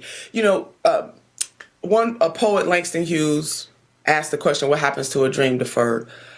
I'm just working with a whole bunch of other folks, because not one person can do it alone, to ensure, at least to create an environment where very few people have to ask the question about what happens to a dream deferred. And that is the workaday people of this country, the poor, the working poor, and the barely middle class, no matter how they identify, no matter what they bring to the table, no matter where their ancestors hail from, that they don't have to ask those questions. And for me, I am on assignment. It is like being a missionary. I mean, this calling is all on me. I couldn't stop doing the work, even if I tried. And I don't have to have, it's not about having a fancy title to do the work, but what other levels, where are the places that we can shake things up? Everybody has a role to play. And I do firmly believe that my district, which is the city of Cleveland is the poorest city of its size in the United States right now, definitely needs a change maker, somebody that has a vision that will provide provision for the people. And when you are a visionary, you don't go with the status quo. You can't say that this is, 50%, for example, cutting the child tax credit and cutting poverty by 50% is good enough. You say, amen, I'm glad we did it. Now, what about the other 50%? What about it? What about it? So people can find NinaTurner.com, time, talent, and treasure. We need it all. This is going to be a fight. As it was in 2021, those same forces are already back out. They will try to do the same thing in 2022. But we have an awesome opportunity because this is the regular election cycle. Constitutional offices are on the ballot in Ohio. A United States Senate office is on the ballot in Ohio. And I do not believe that all of those Republicans who crossed over in the special election will cross over this time, because they need to get their nominees in place. If you believe that we can have better, that we can do better, that you deserve better, then I need you to fight with me and help me make it to the United States Congress.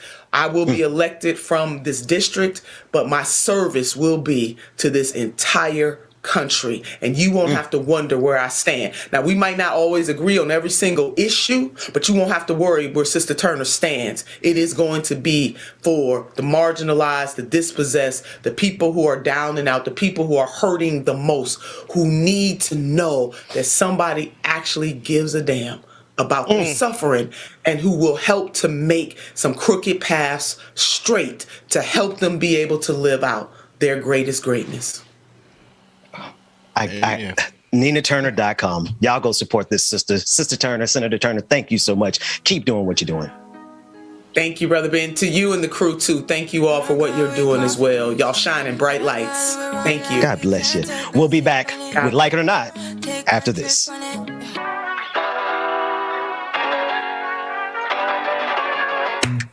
I think I let my guard down. Certain things ain't the same now. Hard to navigate these problems. I'm by myself, you're not around. I tried to open up, it wasn't good enough. Good morning, y'all. Y'all know who it is. Y'all know the voice. Y'all know the sound. Why you gotta do me like that? Don't say you love me, then go and leave me. Good morning, y'all. Trust and believe me. Say it to myself, looks so deceiving. Trying to fight back, too far from easy. Hola, ¿cómo estás? Good morning. All 50 this morning. Hope you're doing well. Shout out to everybody in the chat room. Good morning, everybody. Happy birthday, Nat. Hey, happy birthday, sister. Love you, me. Hope you have a great day this morning, y'all. Good morning, everybody. Why did I open up? She taking way too much. Put in my all and got nothing back. I'm feeling so ashamed. I fell into your game. Why you gotta do me like that? Don't say you love me. Then go and leave me. It can get ugly. Trust and believe me. Say it to myself. Looks so deceiving. Trying to fight back. Good morning, everybody. Sunny Right. Good morning, Roller Dragon. On and on it goes. Courtney, the SLP. Yes, Courtney. New music. That's right, y'all. This is going to be a short break this morning, y'all. We have a guest that's coming on shortly, so we're going to get into the guest real quick and do our interview, and then we'll be back. But we got some new music for y'all, man, all morning long. So y'all make sure y'all stay tuned here on the Benjamin Dixon Show. Good morning, everybody. Good morning, Mom and Daddy. Love you, need it.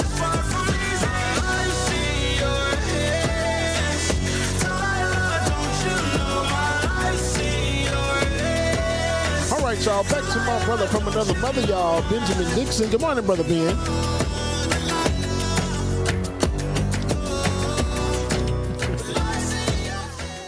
Thank you so much, man. We're going to come back to you momentarily. I want to jump right to an interview with my friend Jordan Sheridan of Status Quo. He shared a video with me last night that I had to get him on this morning to talk about, and that is around the organizing efforts at Amazon. Jordan, first of all, how are you this morning? Thanks so much for joining us. Hey, thanks for having me. Pleasure is mine and ours. I want to first play this clip, but contextualizing it, Amazon employees have been trying to organize, particularly in Bessemer, Alabama, is the most recognizable name in terms of this movement. Christian Smalls, the brother who started organizing in New York. There's just a whole lot that's happening around this. And I think it's important for every community, particularly the Black community, to see how these corporations that saturate our communities really treat employees. Let's start with that video that you captured, that you released. We just want, so we just want, we've been told, so we've been told that. Sorry, I just want to be very clear, guys, here. We want to be. Sorry, I feel like we can ask questions. I don't We want to be respectful to be able to answer questions. I don't mean to cut you off, but I am asking everyone who is not part or not scheduled to be here to please leave the room right now. If you were not scheduled to be in this particular meeting, I said this 3 times. I'm asking you to please leave the room. And if you don't, you need to be insubordinate. And I want to make sure all of you understand that if you refuse to leave the room, once I asked you 3 times already, that you would be willingly insubordinate. I want to understand how we're insubordinate. Is there anyone here, or anyone inside the room who did not understand what I shared? No, we understand, but we also know that you understand that if you make us leave the room, that's a charge against Amazon. Is this a non-work area? All right. Is this a non-work area? I think I said it 3 times already. Can you answer my question, Felipe? 3 times. If you were not scheduled to be in the room for this particular meeting, I asked you to leave the room. Yes, we decided. Yeah, we're saying. We're saying. Not leave the room and be insubordinate. We're saying. Felipe, we're organizing on our non-work time. This is legally protected collective action by the law. You know that. That's the general manager. Yes, Felipe, we're protected under Section 7A. We're protected under Section 7A. I asked and this is the same reason why we're in this room, because Amazon does a lot of things just like this. Against work, and you might be continuously breaking laws. This is what we're going to do. We are going to get this session started, right? We're going to get this session started. I very clearly told everyone who was not scheduled to be here to leave the room, and you decided to stay. So we're going to get this session started, right? By the general manager, and saying that we'll be insubordinate if we don't leave. Thank you. We'll file more charges. Get ready for them.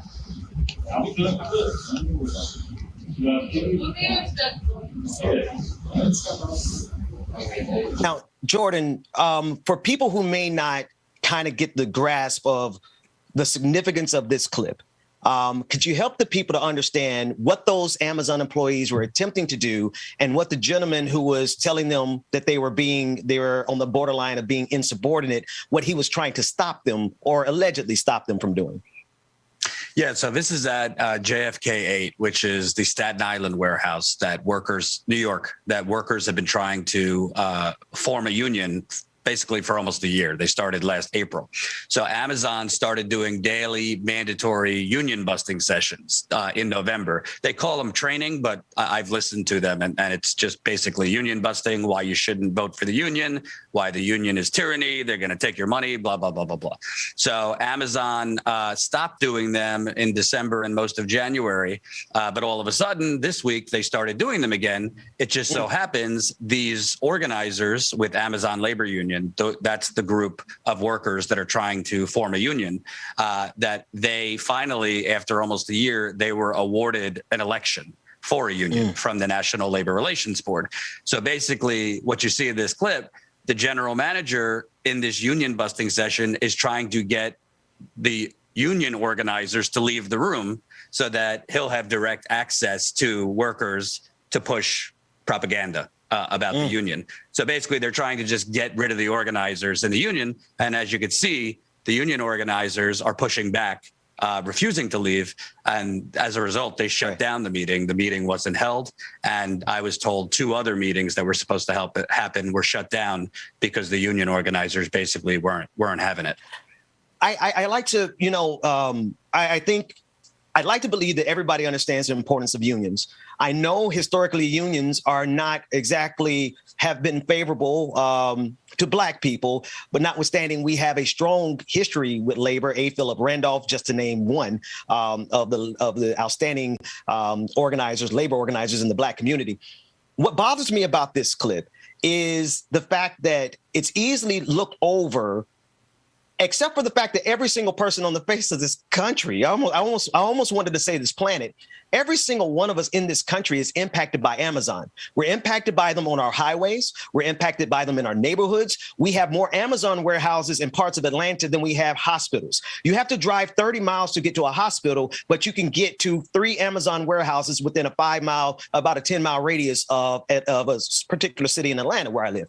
That said, how do we help people to understand why people who do not work in these warehouses, people who made themselves not be a part of unions, why is it so important for us to stand in solidarity with these workers? Because in order, frankly, to get your yoga mat in 2 hours from Amazon, there are workers literally fainting in the warehouse to get you that yoga mat for 2 hours. I mean, I've been reporting on this particular warehouse and the union busting for almost a year. You got workers that are literally homeless, sleeping in their car. Because they're not paid enough and can't afford a place in New York City. You have workers that are being carted off on stretchers during the summer because the heat is so bad in this warehouse. You know, Jeff Bezos has enough money to go into space. I guess central air conditioning is a problem in these warehouses. Wow. You have workers that are literally being basically watched if they go to the bathroom and reprimanded. And by the way, what you're seeing, that union busting, that's just the tip of the iceberg. I've broken at Status Quo. They put signage everywhere in the warehouse, propaganda against the union. They literally put signage that union people are going to come to your home, your parents' home, almost like, you know, the immigration fear kind of language against these workers. You've had union consultants. Amazon pays millions of dollars to bring in union busting consultants, they call them trainers, to pull aside workers to basically talk against the union. And by the way, on the minorities point, the majority of workers at this particular warehouse are black and brown. And that's right. I can't speak to other places, but in New York, it is mostly black and brown people and a lot of young people. You know, we're talking 18 to 25. So really what they're trying to do, they are stone cold trying to bust this union, trying to make them lose the vote. And they're doing everything possible, which in this clip is basically, let's get rid of the union organizers so we have direct access to the workers that might be on the fence to push propaganda on them. One last thing, Jordan, I know you got to get out of here, but I want to juxtapose this with the video of the Amazon truck drivers, who I know are independent contractors. Most people may not be aware, but the truck delivery guys are not officially Amazon employees, even though they drive Amazon trucks and wear Amazon vests. What we've seen, and the reporting has come out, that even your delivery driver is suffering underneath conditions where they have to urinate in bottles, right, to get us our packages in 2 hours or by the next day. And then last but not least, I'm sure you saw the report that Amazon is now concerned. Now they're concerned that they're burning through employees at such a rate that they do not believe that they will have sufficient employees in the future. I think that is a signal enough to help us understand exactly how cruel they're being to their employees and why unionizing is so important. Yeah, just at this warehouse that video is from, they have 150% turnover rate, meaning they're either quitting or firing at 150% rate. The average worker there is there for no more than 6 months. And on the driver point, I spoke with 2 workers a couple months ago, literally in a snowstorm, their truck flipped. And the first question that they were asked by their supervisor is, do you still think you can make the next delivery? Not, Jesus, how are you? So this is literally, Ben, this is an economic Hunger Games. And, you know, the mass media, who gets a lot of money from Amazon, they generally report on it sort of, kind of, but not in depth. But if more people knew what is being done to these workers to get you your prime delivery, I do believe more people would, you know, start to pull back. Absolutely. Jordan Sheridan, Status Quo. Could you tell everybody how they can support your work and support these workers? Yeah, Status Quo on YouTube. That's COUP. Please subscribe. YouTube is not always friendly in terms of, you know, sending our work to people. So that's Status Quo on YouTube. And you could support us at statusquo.com/join. We do a lot of investigative and on the ground reporting. Absolutely. Jordan Sheridan, thanks so much for joining us. I'll let you get out of here. I'm going to turn it over to DJ Exclusive. When we come back, like it or not, it's about to go down. All right. right, y'all. Make sure that y'all stay tuned. Rebecca is in the building. Good morning again, everybody. Body on 10, make your girl OD. I get in my way, never out of my lane. Feel like you the one and I'm on one. So what it's gonna be? Baby, squad up, we finna go deep. Is you riding on a team? Got what you need. Baby, won't you keep me company? Give me something to do when I get lonely. I got something for you when we get home. If you let me put it down. Alicia, good morning to you. Infinite content, what's going on? Good morning, mom and daddy. On try, baby, I think you should side with me. Stay solid one time if you lie with me. Just promise you never lie to me. Keep the moves on tuck. I know it's all up. Nicole, good morning to you. Jacob, Miss Nuru, good morning. Laura Estrada, good morning. Brother Lateef, what's going on? Shout out Chuck Diesel. Black Panther, yes I did chew Hubba Bubba as a little baby Bubba running around. Mary, she good morning. I'm feeling like a man lately. Can't nobody do it like I can daily. Baddest in the land. Body turn your nigga to a fan up. I made it where I'm at on my own. Man, so good morning to you. City Socialist, Lily, good morning. XLP, don't y'all come on here trying to rush me now. Give me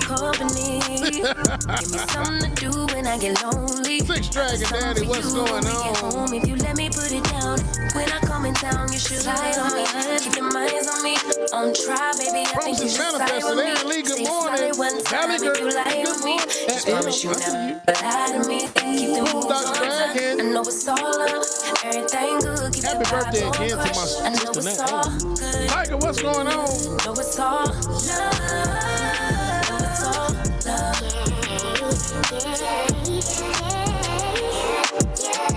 Courtney the SLP. Melanie Dennis, good morning. Shout out to our new patrons we got. Tony increased his pledge by more than double. Bailey P, good morning. What's to be good going to you? New Twitch subscribers, we have K-Pop Girl who subscribed, Chicken Fried Dragon gifted a 3-month subscription to Action Jackson and a 1-month subscription to Power Nap Dragon and Braden Jade. That guy named Tiny resubscribed to coming in 5 months, halfway to a Twitch baby. Thank you for always being a voice of the truth in the sea of lies known as the media. Yes, indeed. Old School Hype resubscribed and they resubscribed for 5 months. Appreciate y'all. Barbie Brown, good morning. Stoic, good morning to you. Shout out to Sandy for your super chat. Thank you for putting focus back on the anti-blackness racism in America. We don't have the time, energy, or resources to be distracted to fight those who don't fight for us. We can't spread ourselves too thin. Keep it up. And Laura Estrada, thank you for your super chat. Happy birthday to our beloved Nat A. Let's celebrate our sister, friend, and family. Love you, Nat. May nephew Kane snug you up. Yes, indeed. Happy birthday again, Nat A. And if you have not become a member of Patreon yet, patreon.com/like it or not, patreon.com/the So y'all make sure y'all stay tuned, man. Drop one more. Well, actually, it's the last 3 songs, and we about to get into Like It or Not. So y'all stay tuned. You can keep your winner. I'ma make a better Starshine Song Dragon, good morning. Better way.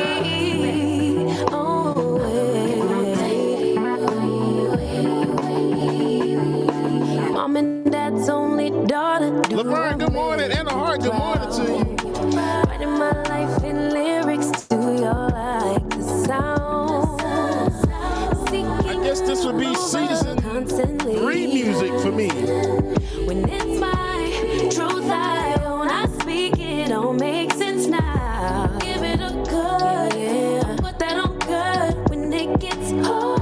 I stay on my job like no days off, so you can go home with that jumbo. My bad, 'cause I've been working all day. Can I catch a break? Give a pretty brown girl her space. You can keep your bitter. I'ma make a better way. I've been working all day. Can I catch a break? Give a pretty brown girl her space. You can keep your bitter. Those the songs by King, sis, y'all. Told y'all we got some new music for y'all. Only got 3 songs today, but don't worry. It's a whole new music week. But y'all know what time it is, man. Let's get into it. I'ma make a better way.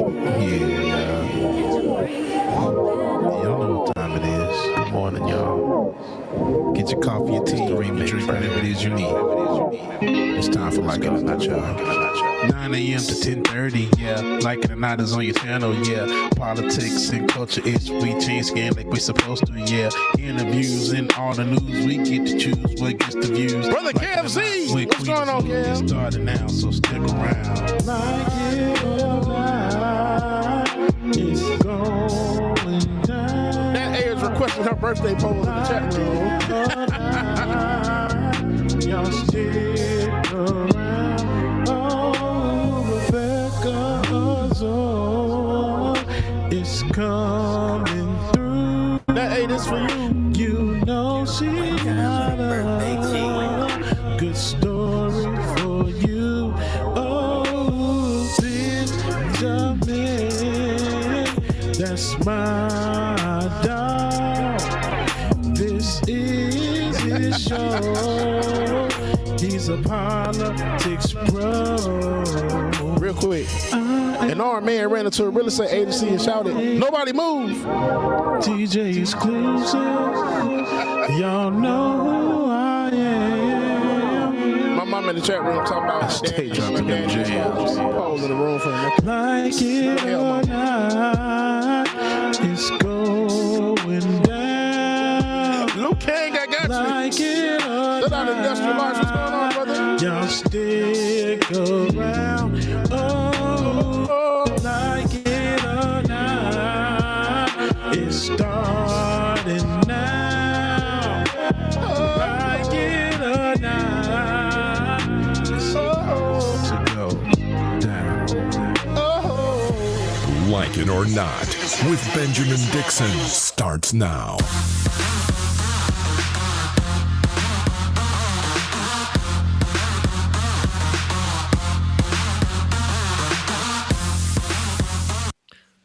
Good morning, people. I motion to have the intro changed to Like It or Not with Rebecca Azor. God dang it. I am a year late with that request. A year later. I remember I've been waiting since 2017 to be included. When, like 2014? Yeah. Like when Jesus still walking? Yeah, I mean, sandals and all, baby. Jesus was in his Jesus Force Ones with his sandals walking when I promised to change the title. Welcome to Like It. Welcome to Like It or Not, where we're free to tell the truth and not care who doesn't like it. I feel like I need a longer part there. Oh, you can actually know. So when we do officially switch it over, because I got to take all those videos of me being skinnier. I got to take it down. That's depressing. The pandemic weight done caught back up with me, and I'm looking at those pictures when I was nice and happy and stuff. So I want to take everything down. I'm with you, James. Remove all of it. Benjamin Dixon. P. Dixon. Benjamin Dixon. You better be glad I'm not cussing. I'm in my no cussing clause right now. Yes, but I'm looking at your face on the screen right now. It looked like you've been smoking crack. Right. You're skinny as heck. Crack, man. The face skinny and everything. I'm like, you talking about. Not the crack. I mean, crack is whack. You like you. Crack is whack. I literally was going to say, it looks great. Like you look great. There's, you do, man. Well, thank you. Thank you. I honestly did not mean for this to turn into make Ben feel better about his weight session, but I do want to say, it's not us making we you feel owe better. you. This is the truth. I've been promising you for a year. I've been promising you for a that. year to change that, and I have incentive. I personally have an incentive to change it now. So maybe I'll get it done this time around. Okay, stop being weird. You still look good. Shut the crap up. Say, right, thanks. But I will say, I'll get the work done. We can't tell anybody. I know, like, you got to believe it for yourself. I wish you would believe it. Right. You would see it the way that we all see it, but you have to feel comfortable in your own skin. You know what my kids called me last night? If your goal is to be, a couple pounds lighter, I think that you should just kind of look at it like, okay, what do I look like now? What do I love about the way I look like now? And that'll help you get to the goal that you want to be, instead of saying, I hate the way I look like now. Oh no, I mean, I don't hate the way I look right now. I was so much happier back then. Those were the good old days. But no, for real, I'm joking. Here's a serious thing though, and it's not too serious. My kids called me last night, marshmallow covered steel, marshmallow covered steel. They like to just run and randomly hit me and punch me in my stomach because it's like I teach them how to fight, and they got some really good solid hits. My baby boy, they call me marshmallow covered steel, and I've just been kind of I've been impacted by that. Being you're listening to what's in the news? What's in the news? I'm messing with you. 4, 5, 6 years old. Okay. Oh my gosh. Not gonna story yet. No, marshmallow covered steel. You know what? My 11-year-old. Yeah. You know what I hear when I hear marshmallow covered steel? I hear somebody who, who is so hard, maybe on the inside or even on the outside, but your children know, I ain't nothing but a teddy bear. There's a soft area on my daddy, even though he might be hard, but he's soft for us. So you are marshmallow. He's soft, exactly. For your kids. Yeah, it's funny. Yes. It's funny because I get really harsh when my babies are like in danger. Like the harshest I get is like when my little boy was about to touch a socket, I think I turned into Joe Jackson for about a split second. So I think that's a part of it too. Maybe dads just gotta do that kind of thing, Yeah. Well, no, and you're a dad anyway, so your kids are gonna see you differently than the world does. And that's a good thing because the way you are on Twitter is ridiculous. But here we are. On Tuesday, which feels like a Monday. Yesterday was such. Right. I ain't even gonna hold you. Yeah, I just feel like these weekends are becoming like 10 minutes long. You blink and it's like a 15-minute break at your corporate job. I want to jump directly to our interview, our next guest. I was introduced to this story by my sister, Anoa Changa, who's been on a show regularly. She writes for News One. Dr. Therese Johnson. She is a Georgia School Board chair and the first Black woman chair. And she is being targeted by conservatives over several things. We'll get to that. But first and foremost, I just want to welcome you, Dr. Johnson, to the morning show. Thank you so much for joining us. My pleasure. Could you tell us a little bit, generally speaking, about why it is that you would be attacked? And we can get into all the nuances. We'll give the backstory and let people understand. But I want to come in at a high level first, because sometimes we see these school board fights on the national stage, or we see something on the school board level, and we don't really add it up into the bigger picture.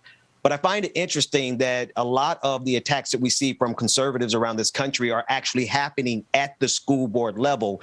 Could you just tell us why it would be that you would be a target in your position as Georgia School Board's first Black woman chair?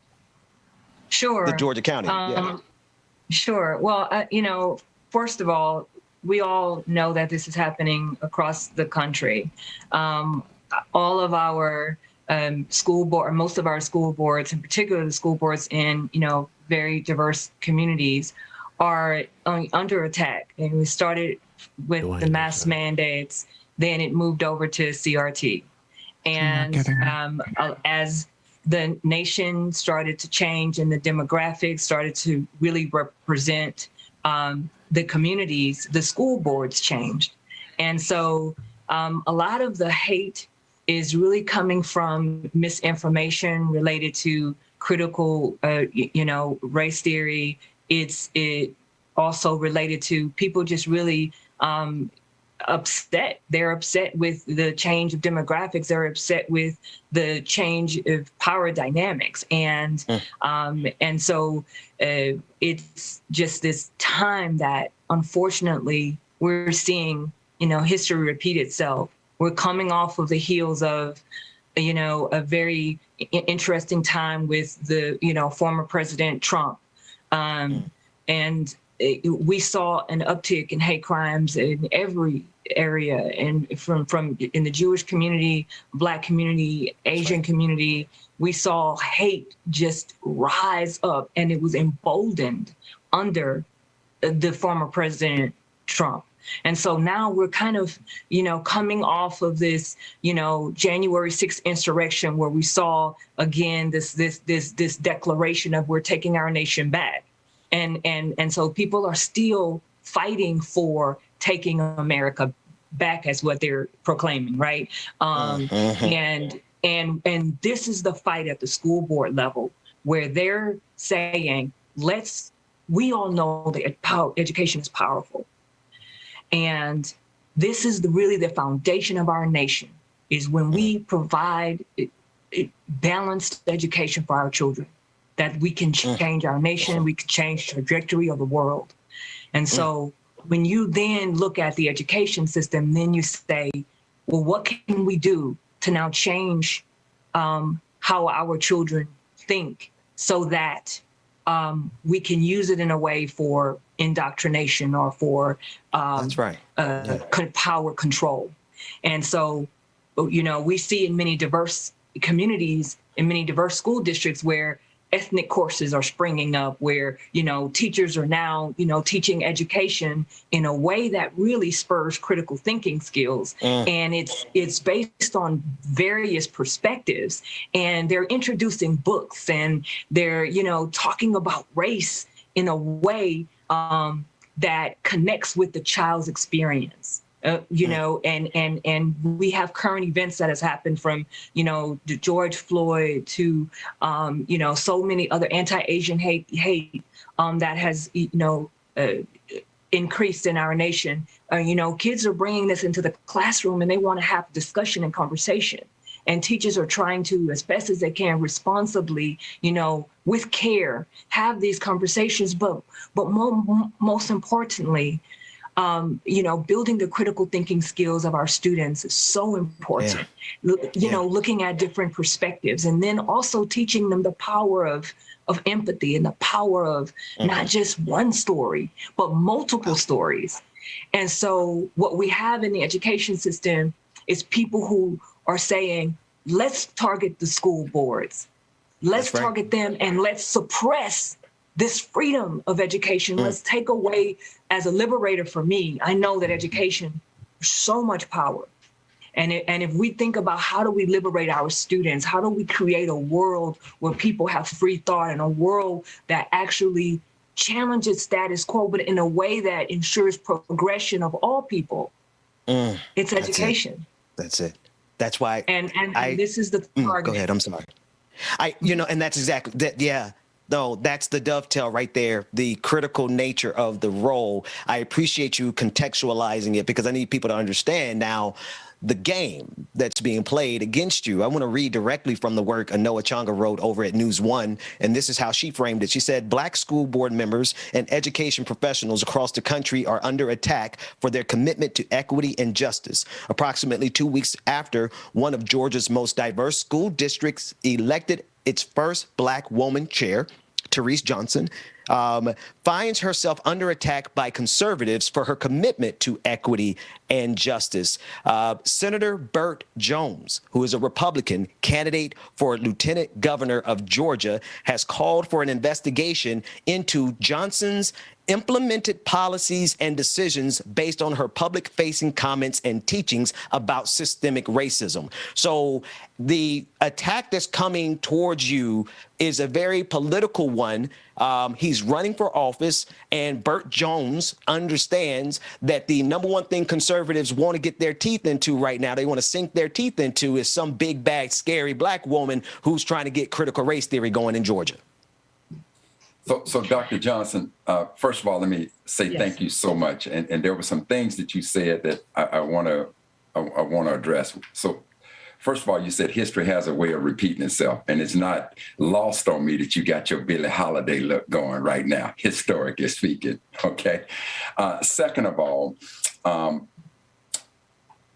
what you're facing as an educator reminds me of a sister named Ruby Forsythe, who was born in 1805 in Charleston, South Carolina. She had a one-room schoolhouse, and her whole purpose was to educate our children. And she was faced with constant harassment. They were burning her school down. I'm talking the Ku Klux Klan, except today they look more like maybe conservative politicians. But in the face of all of that, she never stopped. And so in the sense of history repeating herself, I am looking at you not only as our beautiful Billie Holiday, but I'm also looking at you with the spirit of one Ruby Forsythe. Now for the strategy. Being that you are in Georgia, I want you to say, because Georgia always wants to embrace, even the conservative Republicans, they want to embrace their favorite son, and that being Dr. Martin Luther King Jr. And they always want to go and quote King talking about let's not judge on the color of our skin, but conscience of the character. I want you to look this quote up, Dr. Johnson. When their favorite son, our hero, our king, was at Morehouse, he issued this quote. He said, "The purpose of education is to save man from the morass of propaganda." That's it. That's it. I want you to look that quote up and remember that Dr. King said that, and I want you to push that on them, that the purpose of education is to save man from the morass of propaganda. So you'll look up the word morass and you'll understand what propaganda is. And that is exactly what they're trying to do. So let them chew on that and swallow that. So instead of us being on the defense all the time, I want you to use that as part of your offensive arsenal. And we just want to encourage you in the spirit of sisters like Ruby Forsythe to continue that great fight. So even in the face of Klan and all of those things, they kept going. So you're on the right path, and we just want to say thank you for the work that you're doing, but continue that fight. Thank you so much. You know, propaganda is powerful.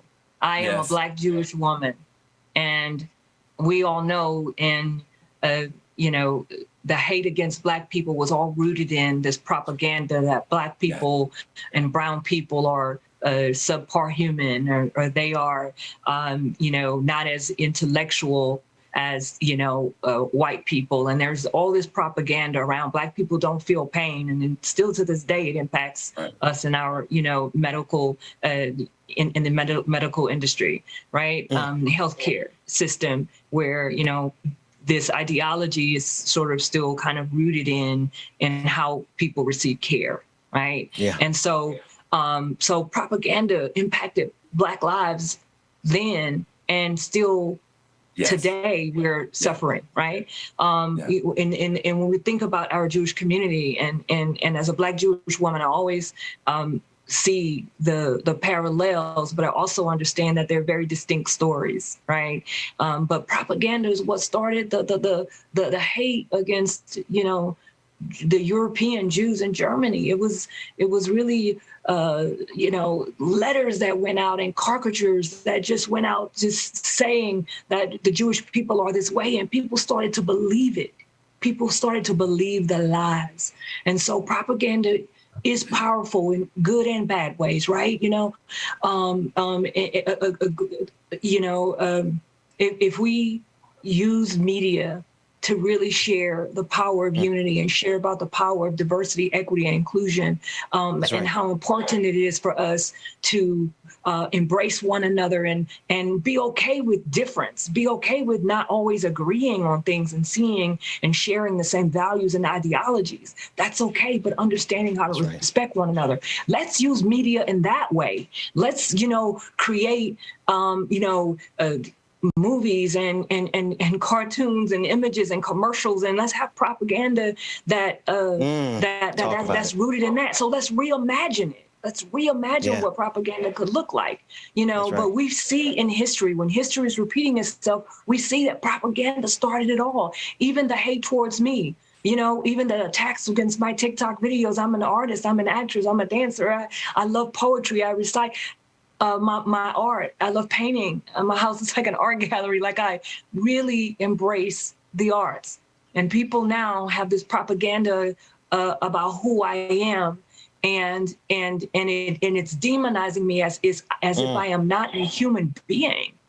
I am an intellectual. I have, you know, multiple degrees. I have a doctorate degree in education. I owned a school previously that really focused on multicultural, multilingual education. I wrote a book called The Global Purpose Approach. I am an author, artist, activist, advocate. I am doing the best I can for our children and for all of humanity. I'm also unapologetic about being a Black Lives Matter supporter. I believe that where there is injustice, we must correct it. And that's how we show love. We show love through justice. I love to love. And so for me, when I think about who you are trying to make me to be with your hateful propaganda, here's what I can say. What I can say is I am I carry the spirit of Maya Angelou. I carry the spirit of Harriet Tubman. I carry the spirit of all of these amazing people who fought for justice and who had courageously endured so much hate, but they kept pressing forward. They kept going. Me, or who they tried to define me to be. I know who I am. And I want our children to understand the power in knowing who they are. And I know when you're young and you kind of go through the process of figuring your life out and figuring out, your own identity. As you explore that, I want our children to know that there are adults out here, there are educators out here, you have people on school boards, you have teachers in the classroom, you have counselors, you have principals, you have people in the school system and in the community who see you.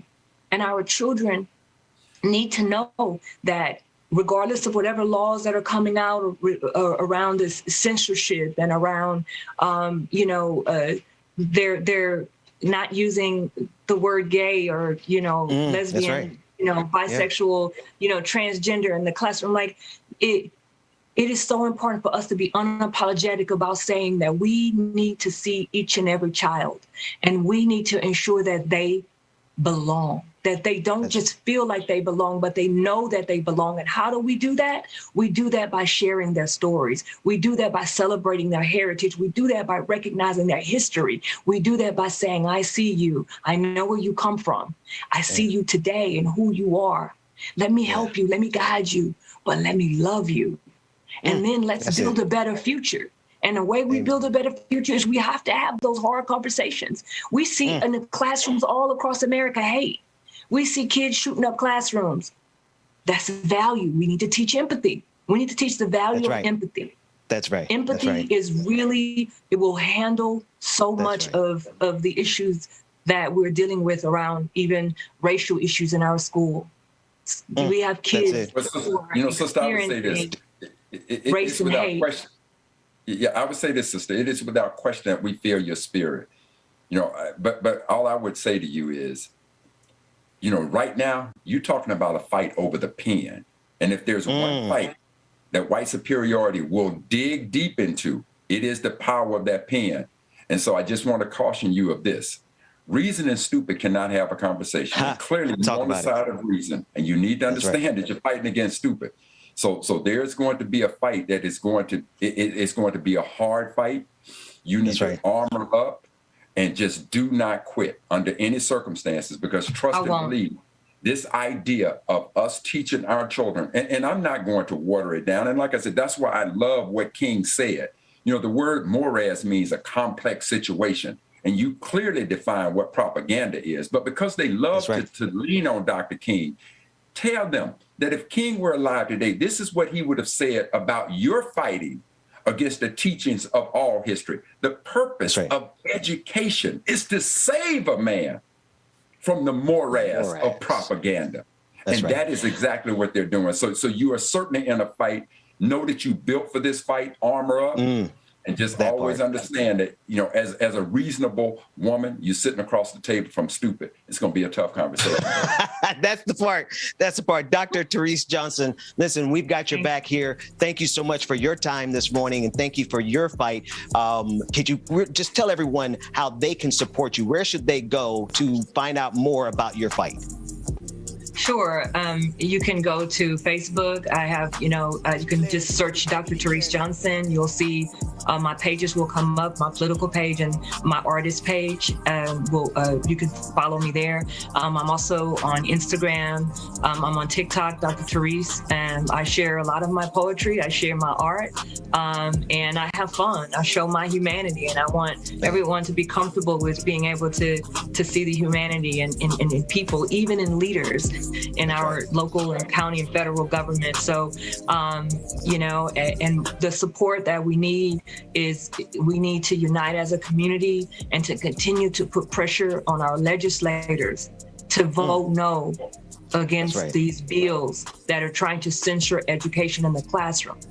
And Dr. Therese, we have to hold it. Yes. We have to hold it there. We have to get to a quick break. Thank you so much. We need to have you back as soon as possible. When we come back, Rebecca Zor is joining us. Like it or not, it's getting ready to go down. Thank you. Thank you. It feel like you do when you look in my pendant. Hopeless romantic, my girl, chin up for the kid. I'm not on no simps. Won't stop till the youngest he dreams. Wanna take him from rags to riches. I heard that you claim that you know me, but you ain't the homie. The f is your friendship. I need the loyalty, back up the royalty. I give a f if you notice me. Ain't nobody holding me. Big wave at your shoreline, so they know it's me. Big boy from the coast. Y'all make sure y'all stay tuned, man. We got more coming up ISO, next. tell him don't reach. Ice cold with no fleece. I'ma need safety. Tell her I can't snake me. Ray gun off safety. My girl so tasty. Tell her it's your world. She want the two-tone spaceship. Blow smoke screen daily, so the stress don't face me. I'm going, hey, look, I'm going, yeah, I'm going, crazy, wave, yeah, crazy, yeah, look, I'm going, crazy, wave, hey, look, I'm going, yeah, I'm going, crazy, wave, yeah, crazy, yeah, look, I'm going, crazy, wave.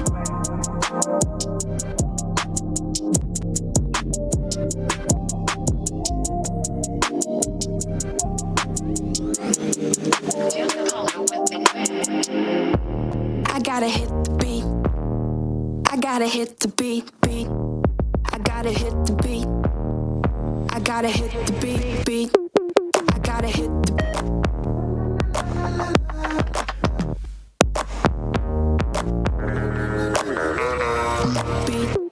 I gotta. I gotta. Pop that bottle, it's over. It's the end of October. Champagne on the shoulder. This is my exposure. Pop that bottle, it's over. It's the end of October. Champagne on the shoulder. This is my exposure. Pop that all night long, but the feeling keeps kicking in. Beef with all the girls, bullshit dripping off the chin. Pop that all night long, but the feeling keeps kicking in. Beef with all the girls, bullshit dripping off the chin.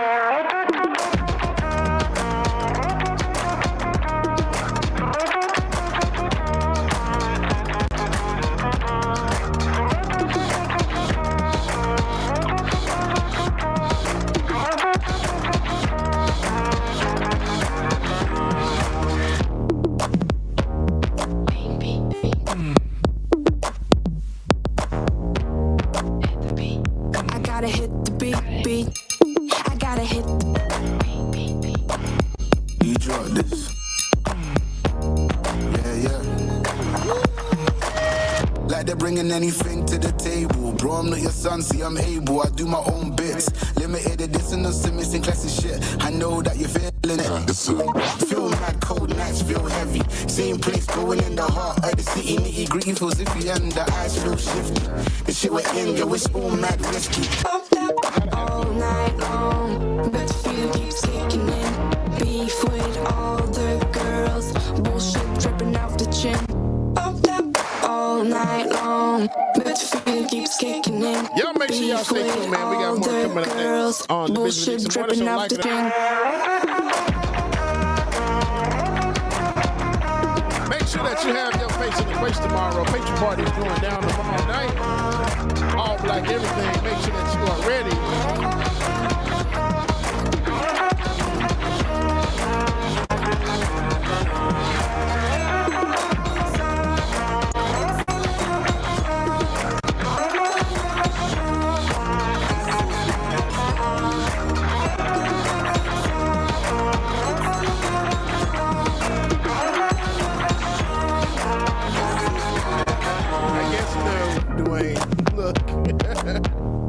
I gotta hit the beat.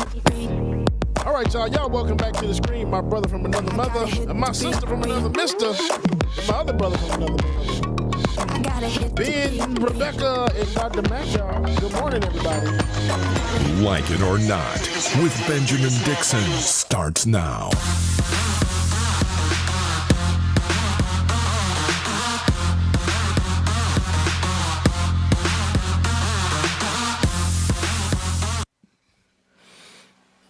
Good morning, good morning, good morning. It just doesn't feel right, does it? It doesn't. They got an attitude, but we're going to talk after. Don't worry. Good morning, Rebecca. How you doing? What doesn't feel right? But yes, good morning, Bubba. How are you, sweetheart? It kind of doesn't feel right coming into the show without the song. I'm going to be honest with you. It just feels weird. Can we? We got a guest. We can't. We don't have time. So I know Bubba said that I wasn't going to play it. I said I ain't going to play it because this is the reason. Oh, you protesting. You protesting on your own show. I ain't protesting. He organizing on his own. Look at me. I'm trying to figure out what's going on because I was at the Dove since 8:57. You weren't. The camera. Like I said, we'll talk after because we is on the air right now. We got a whole show to do and a whole guest like it or not, where we are free to tell the truth. And not care who doesn't like it. Good morning, everybody. It is February 10th, 2022. Y'all ain't going to see me tomorrow, so I have to say that early on because I know it might go to the next show. Yeah, I have a trip. I already told you. Okay. I have to go. But I know that you guys are going to have all black. I know that you guys are going to have an... I'm sorry. I apologize, Bubba. And I know that we got together. I like... So I like the way you guys popped in Dr. Carl Mack just like that. So I didn't like know the Matrix. Yeah, I know you guys can do that because I know I'd be at the door and it'd be like, I can't really get to me. Shady. But it's very nice to see you, Dr. Carl Mack. Thank you for joining us today. You throwing shots. Queen, I miss you. See the difference? The difference is Dr. Mack already been here. He was already here. Yeah. So it's easier to pop somebody in that's already there. And then somebody that's late and in the waiting room. But for those people who are wondering, 8:57 isn't late though. 8:57 isn't late. But for those people who are wondering what is going on, it's good to have you here this morning, Dr. Carl Mack. But I was going to say tomorrow, I know you guys are going to have the all black patron party, and I would have loved to have been there. So I think I want to pre-record something for you guys to play maybe tomorrow. That's nice. I'll think about it. Though. That'd be nice. I think the people would really love to hear that. And even if you're going on a trip, I mean, it's a Zoom call. I'm tell you, like I tell my employees, it's a Zoom meeting. You can pop in anywhere. You know, it's not like got any restrictions. It's a portable cell phone. Yeah. So you can just pop in anywhere. Never mind. I know why. I know why she don't want to pop. But girl, you can go in the bathroom or downstairs in the lobby or somewhere else around. You know, the African King or whatever. Start playing Rebecca. Her African angel. Her African angel. Or I don't know. No. Let me pull myself because I haven't had any updates lately, Rebecca. I ain't get myself in trouble. I don't know nothing about none of your business. That's a white man. I had to correct myself. Times change. We're not at the beginning of the pandemic no more. For people who don't know what's going on, this is family. And one of our guests, we're going to do a hard pivot here because I want to bring someone to the screen that I owe a debt of gratitude to, Pastor Hodges. I shared a thread that I saw him do on Twitter that was so rich in Black culture that I shared it on Facebook. And I'm thinking like every minute I'm getting about 25 to 50 people answering the questions that this brother posed as it pertains to Black history and Black culture. Good morning, Pastor Hodges. Thank you for joining us.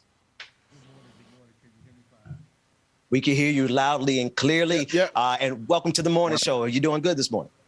Man, I can't complain. I'm grateful and thankful that you guys had me on this morning. Man, have some good laughs. Yep, we do that. It only gets worse, Pastor. It only gets worse. Terrible.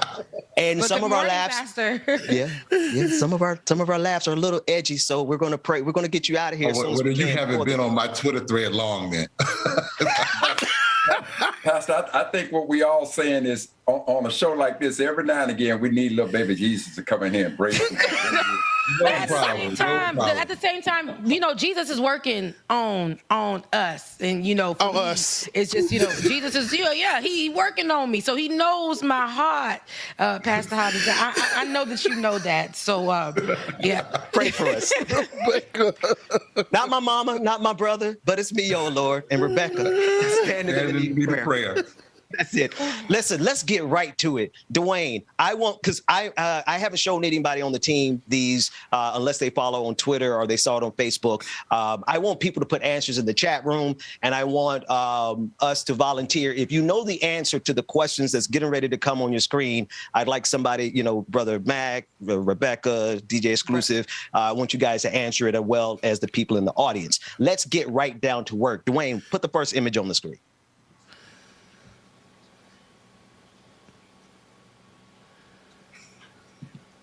Black history question. What kind of cars do these sisters drive? I didn't want to start here. Pink Cadillac They or don't somebody all drive is the same car. the man. Pink Cadillac though, because one of them have did the most when they worked at Mary Kay with Mary Kay. So one of them drive a pink Cadillac. Okay, the Mary Kay edition. What is the right answer, Pastor Hodges? The right answer is any order of Cadillacs, Lincolns, Buicks, Grand Marquis. In that order, all those answers are acceptable. I was told, though, the woman on the far left drives a tan Mercedes. Oh, somebody found the real woman and said, somebody was like, wrong, she drive a Mercedes Benz. Okay. Got to put some respect on her name. I dig it. Bring up the next they one. all trying to outdo each other with the furs. And with the hats. Exactly. Yeah. Yes. My mother would love only this. 65 degrees that day. It's the one in the middle that says she has to have the interchangeable, like the ones that go to the shades when they go outside. Yeah. So she won because she got the nice little slim glasses that go into like shades when you step outside. Oh my goodness! And they all make good potato salad. That's right. Yes. That's right. They put their foot in the potato salad, and nobody can come into the kitchen when they cooking. Ain't no raisins in those potato salads. Ain't no raisin, not a nary raisin in those. Let's go to the next image, Dwayne. Let's ask the next one. Black history question. What is this black man asking? Drop the lower third for them so they can see what's in his hands. What is this black man asking? He's asking how many you got. What you got? How many books you got? An alternative one is I know right you now didn't just cover cut me. Oh, it is. This is some shape of reneging here. We definitely reneged on something here. Yes. Somebody cut a queen. So he's upset. He asked, "Do you know how to play spades?" Nephew, no, nephew, that's not the right call, nephew. No, I didn't just cut me. Pastor, I wouldn't know if he's questioning reneging right now because he had too many cards in his hand. I think the question is how many you got because I'm looking at running the Boston right now. There you go. That's a fair analysis. Now, I went to 2 HBCUs and I had to admit that I don't know how to play spades. I went to Howard. You went to Howard, and what was that? What was the other school? Virginia Union. Virginia Union. Oh, that's cute. I mean, that sounds about right though. Up north, they really don't know how to play spades that well, so that's okay. I don't know how to play spades at all either. I don't know how to play spades at all either. I feel like I need to be taught. I went to an HBCU as well, the number one HBCU in the nation, Florida A&M University, sitting on the highest of 7 hills in Tallahassee, Florida. And I still don't know how to play spades, but that also could be because I'm Haitian, so we do dominoes. But they don't teach you after you get to 25. If you get to 25, no longer can be taught. That's what I was told. Okay. These are facts. Okay, so it's over for me. I can't even be the one at the doorway trying to see what they got going on because it's going to be like, girl, go sit down. We don't teach here. They're going to tell you to bring snacks. Rebecca, you better go get I'm going to bring the snacks on your phone or something and learn that way. It's plenty of apps. Wait, what you said? There's plenty of apps to learn.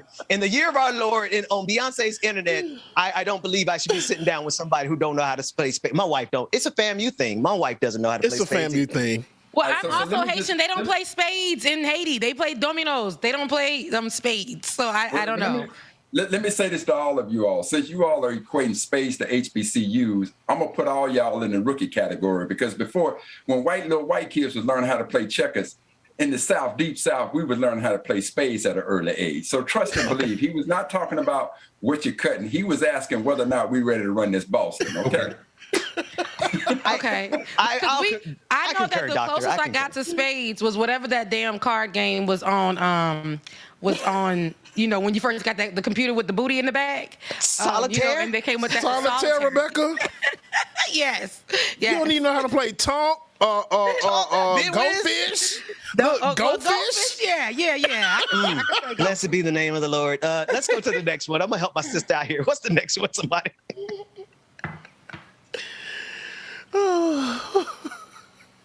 I got a little delay. I don't know if it's on the screen. Here we go. Oh, okay. Now, this is the one. We wanted to show some stats on this. Now, we haven't shown this image yet. However, this thread on Twitter alone got 4 million impressions, and this was a couple of days ago. You probably are at 5 million. 9 million impressions. He said, excuse Jesus. me. Yesterday's price is not today's price. In the name of Jesus. I got But yesterday's 19,000 price, comments on hallelujah. Yes. 19,000 Yes, it was. I comments on seen Shade it. Room. I seen it. Shade Room Okay. gets 19,000 comments. Now, Rebecca, I know you know the answer to this question. This is not a question for you because I know you know. I have to ask the two gentlemen on the screen with me, what is the answer to this question? Well, you know, Black History, what day is it? It's either. Look at the photo. Go ahead, Dr. Matt. Let Dr. Matt go. Yeah. But you know, look, it could be Sunday morning, Saturday night. You're getting ready for church, or it's gonna be Friday night. You're getting ready to go to the club on Saturday. So you know, it's And that's what I was gonna say, Dr. age Matt. group you in? And for All me, those it's are giving me flashbacks. It's giving me flashbacks of a Saturday night or of the mid Saturdays when my mom washed my natural hair, had to part it in 4, had to detangle it. I was crying many just hours and hours. They couldn't get through it. Had to put the bulugogo, which the little barrettes at the end, but the bulugogo was the little bubble thingies that you put in your hair. Then I had to do ribbons because the other kids wasn't do ribbons, but my Haitian behind had to do ribbons, bulugogo, and the little things at the end. And then when she tried to press the front, how I got 5, 6, 7 braids in the back, and I got to look because she's doing the hot comb. It was on the stove. Now we got to bring me over by the stove and press that baby up like that. Now you could be using the blue magic grease. Okay. You could be using I love that grease. And there's different versions. You got the yellow one, you got the green red, one. you got the green, That's and you right. got the blue, you got the clear, right? Or Dax. Y'all know y'all remember Dax. Dax to make sure. Come on, somebody. When you had like the edges that rolled up quick, they curled. I'm gonna say they curled up. You had to put that Dax on there to let her sit right. Then you had to wrap it up. Then you sleeping on all of that. That was dangerous for kids. All of this whole process, but you was good for Sunday morning because your mama made sure that she was gonna look. Your mama or your auntie, whoever was doing your hair, they made sure that she was looking good for Sunday morning for Bible study. Just trust and believe, Queen. If they missed a spot, it was always with a. Oh my God, it was terrible. Now listen, I just want to enhance this a little bit because some of the answers I saw weren't really answers, but they contextualized it. I saw people saying they could smell this image, and I promise you, I grew up with 3 sisters. That's right. I exactly. A man walked in the house and he smelled that. He knew it wasn't no cooking going on. Mama was getting that hair right for them. It was burnt hair. It was burning hair. Burnt hair and skin. And that's the other thing people said. Here, but then Mama put a little Vaseline on it, just a little Vaseline right there, and a little bit of the green or the white alcohol, the clear alcohol. Just sit that right there like that there, and you good to go. And you good to go. Make no mistake about it. If the Vaseline and none of that worked, a little spit. Why? But why was it, Mama? Like, here you go. Everybody know this.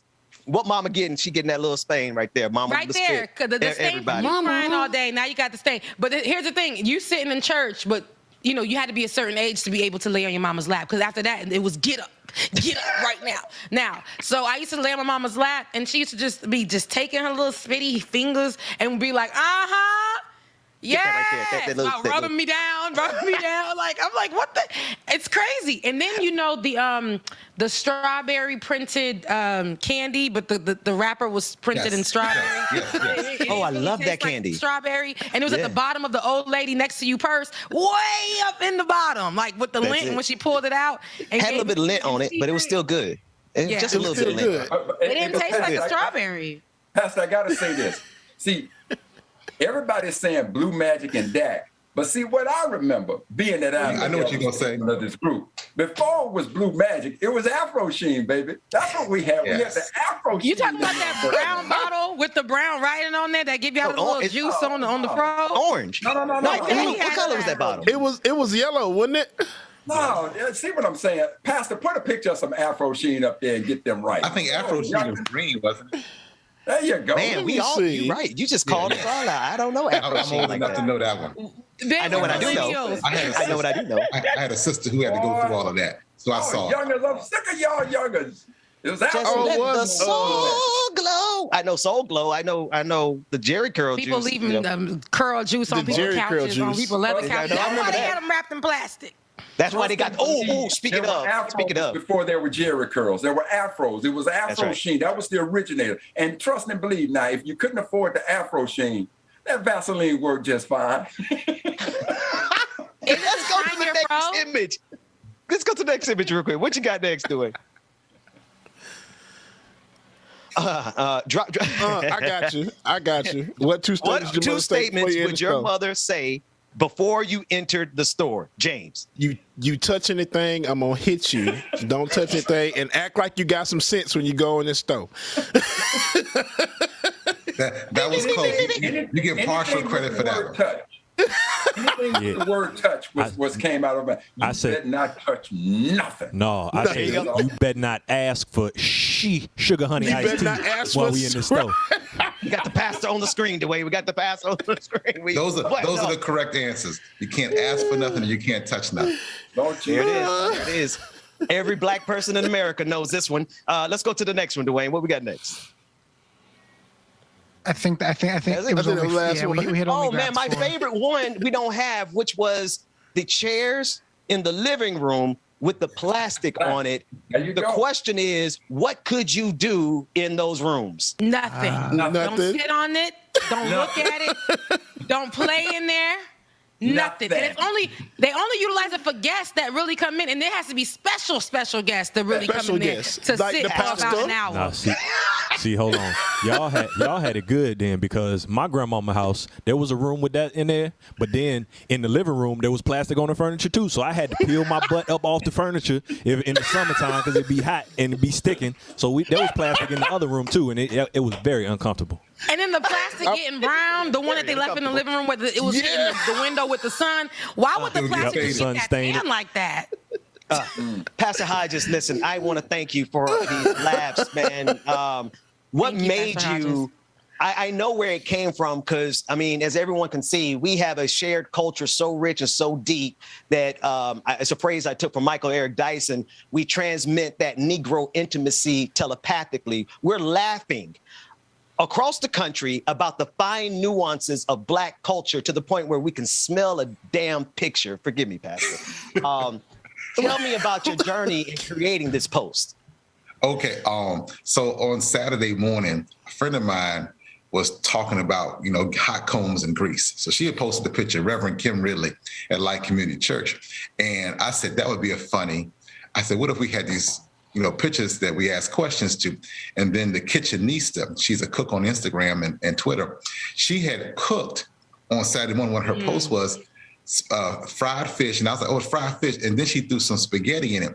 And I said, you know what? That's a weird African-American tradition when people eat fried fish on Fridays. And I know some folks, they eat spaghetti with it, which is a weird combination for me. I'm from DC. That's a weird combination. But I pastor in the South, and they do that, fried fish and spaghetti. And I said, that's interesting. I said, I wonder if I put pictures up, if people would, I'll throw some questions with it. Because I did one with who your mother is not. And it's you got a choice, Boo Boo the Fool or one of your little friends. So one of your little friends. So I thought about Black Jeopardy. You got to ask what's the question or what is still. So anyway, I'm real serious, but a lot of times I like to joke and have fun, and because my work is kind of serious a lot. So a lot of times I can bring some fun to work. I thought I'd bring some fun to Twitter. Now, did I know it would blow up like that? No. It blew up. It blew up. Well, with the way that Black History Month has been going, in the social media world, it was nice to see and have that moment and to be able to share that moment, because it's a lot happening in these Black streets, or these Black social media streets, and we needed something to just bring us back and hone us back into Black moments, just special Black moments. And this one was funny. This one had us all gathering, and and it shows us that Black is not a monolith, but at the same time, we kind of, all of our parents, depending on, where you lived in the same house. But all of our parents, really went to the same school, but in different countries, but in different cities and states. We might add a little remix or something, but it's still, at the end of the day, Black. And that's what I love about it. Queen, to that, here's one universal question that defines whether or not you get your Black card, and I'm going to pose it to all of you right now. What is your favorite flavor of Kool-Aid? Man, he Red. answered that on the internet now. Red. Red. No, sir. That's like asking me if I like watermelon. I ain't saying that on this Red. You see? It's a black thing. Red. What flavor do you want? Red? Right. Red. I had put it up. I don't know if you can see it. That was one of my posts. Can't sleep. There you go. Because see, when you ask bougie black folks that, they're like cherry, strawberry. Strawberry. You need to go on about your business. And then Purple or red. You ask white folks, they talking blueberry, purple. You know, man, get out of here. Fruit punch. Nah, see, yeah, you gotta get creative with it though. After I understand the red, but when I was making it, I was getting creative and mixing the purple with the lemon or mixing the red with the blue junk. You had to Because your mama mix bought and more match. than one flavor. You had to Your mama mix bought and more match. than one flavor. My mama came home with red every time. No, you go get Rebecca, you don't go get the big one. You go get the little individual package that was like 10 cents a packet. So you can pick like 12 We have different a flavors. variety. Yeah. Listen, It's just like y'all, what y'all not gonna do is chips is like 12 I got to season The box of narrative. chips. I got to season it. Y'all are not going to turn this morning show into us talking about flavors of Kool-Aid. I'm going to be the bougie one for a hot second here. No, I'm joking. Peach is actually. No, you ain't. Because Ben was good adjacent. Peach soda. I don't drink Kool-Aid. Peach soda. Peach soda from Winn-Dixie. That's my favorite soda. Okay, I was about to say, what kind of peach soda? Check soda. It's got to be talking about Winn-Dixie Check soda. There, yeah. Y'all remember the Big 60? Black folks in Mississippi rolling over right now talking about some damn peach soda. Red, that's it. Peach soda. You got it right. Now, I'm going to tell you what. Now, not only was it red, but what was the best part of the bologna? The edge. The little ring. The little rubber band. When you burn the edges in the skillet. Pull that through your mouth, you get all the nice edges out of it. Okay. You know what? Let's do this. But that was the best thing to do.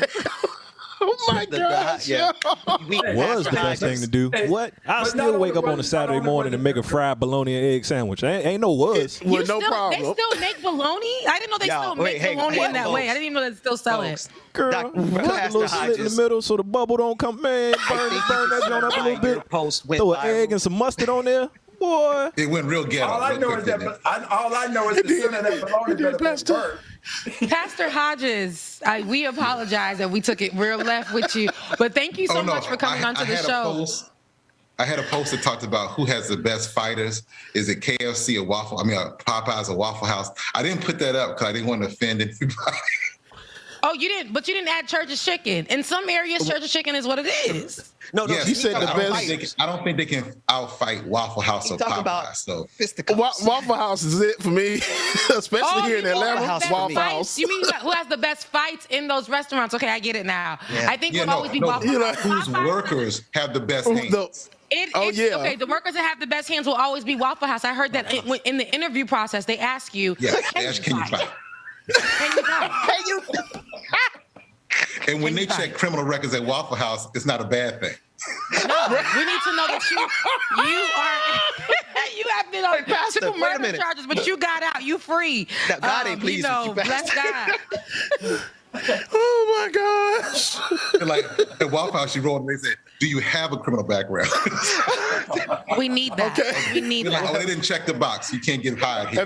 Have you committed any crimes yet? No. Okay, we need to go commit a crime first, and then we'll consider you for hiring. You need to start committing crimes to work here at Waffle House. Here at Waffle House, we look forward to having people who have been through some things, stole a little something, stole somebody in the face, stole purses from a grandmother. Oh we need people who have, you have to have a certain amount of tattoos. They're not smoking cigarettes. They're smoking weed in the back like it's a cigarette. Pastor Hodges, what's the name? If you don't mind me asking, you're from DC, you're in the South. We're gonna ride this for the next 6 minutes. We ain't gonna talk no politics. That's fine. So y'all, what kind of church is it? Missionary Baptist? Is it Church of God in Christ? What kind of denomination you rocking with? Well, I pastored the Second Baptist Church in Richmond, Virginia. And when you come to Richmond, you have to say Second Baptist Southside because it's the South, so there's more than one Second Baptist. So if you say Second Baptist Southside, you mentioned Ralph Hodge in Richmond, Virginia. Everybody knows me. And so if I'm not on my motorcycle, I'm at the church somewhere. But I love the Lord. I love my community. And, just a fun guy. Pastor, y'all got a pastor biker gang. We actually host the largest Black Biker Ride in the state of Virginia. We have about 500 Black bikers show up every year. We raise money for sickle cell. We have a VCU, Virginia Commonwealth University in Richmond, and they have what's called the Sickle Cell Initiative. It is named after one of my members who started doing sickle cell testing in the early 70s.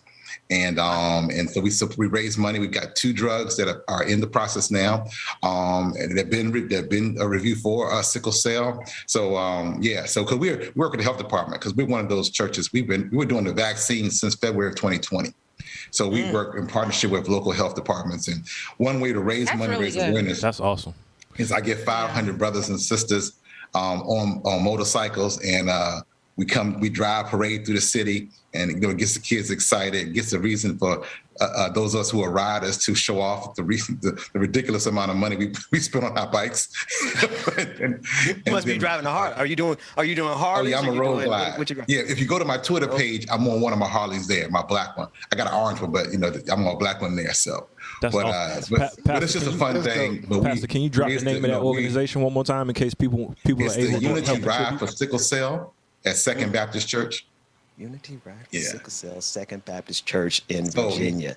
Wow. Yeah, so we do it every first. I guess, since you're in Virginia as well, Dwayne. Near. Well, no, not he's near. He's in the region. The DMV. Oh, you're in Maryland. You're from Virginia, but you're in Maryland. No, I'm from DC. DMV. I'm from Texas, but No, it's our DMV. Listen, black men. My when kings, you say my DMV, brothers. Y'all all you don't from the mean South. Southern Virginia. You only mean Northern Virginia. So there's parts. 3 places. When you say DMV, it's DC, Prince George's County, Montgomery County, and a little bit of Alexandria. That's it. Right. We don't consider once you get where down I'm at. We don't consider that DMV. Richmond, Someone said they from the DMV. And they 804. Yeah, they asked some questions. Yeah, 804 is not a zip code for DMV. Right. Okay, well, so learn something new every day. I get it, because like in Florida, the South Florida is a disconnect. It's like those 3, the Tri-County area, Palm Beach, Broward, and Dade. It's separated from all of Florida. The rest of Florida. It's like the Caribbean down there. That they just call it the second part of the Caribbean. Like it's like when you say you from Florida, it's like okay, but if you say from Miami, like what part? Like Miami, like not Miami, Florida. Okay, no, it's just Miami. Yeah. Oh, okay. And when you say DMV, stay on state. Stay on state. The black part of DC area. That's when you say DMV. That's what you mean. Okay. I just love. I want to. Okay. We only have about 3 minutes left here, but I just want to just kind of say we brought you in this morning because that cultural icon of a post, right? I didn't know you had that many hits over there on the. Would you say the Shade Room? Was it like 19,000 comments? That's amazing. I mean, you can't even read all the 9 comments. 9 million hits. Right. But then we quickly found out that you're doing some serious work there in your community on the ground in ways that we probably should have you right back as soon as we can to discuss that program and how we can help and promote it. That would be awesome. Like we do the ride every first Saturday in May. And so we start planning it now because we just finished our vaccination. We were a vaccination site and testing site for 365 days. And so we just finished that. So we're open. We haven't really moved to open our services yet because we were doing testing and vaccinations at the church, which was what we needed to do in our community.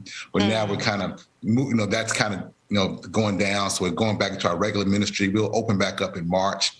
And so we already started the planning for the Unity Ride.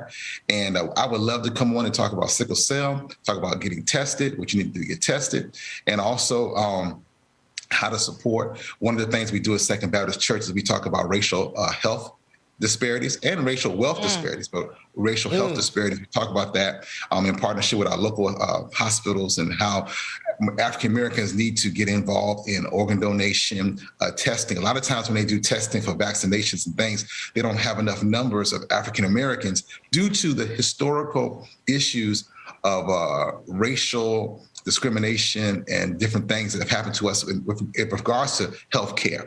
So there's some real reasons for hesitancy, but we also try to help people overcome that and realize what we should be involved in. Because a lot of times when they do testing, they don't have our numbers in that category.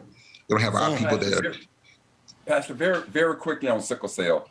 Clearly, sickle cell was a disease that primarily affected African Americans. And at one time, there was a great deal of financial support going towards it.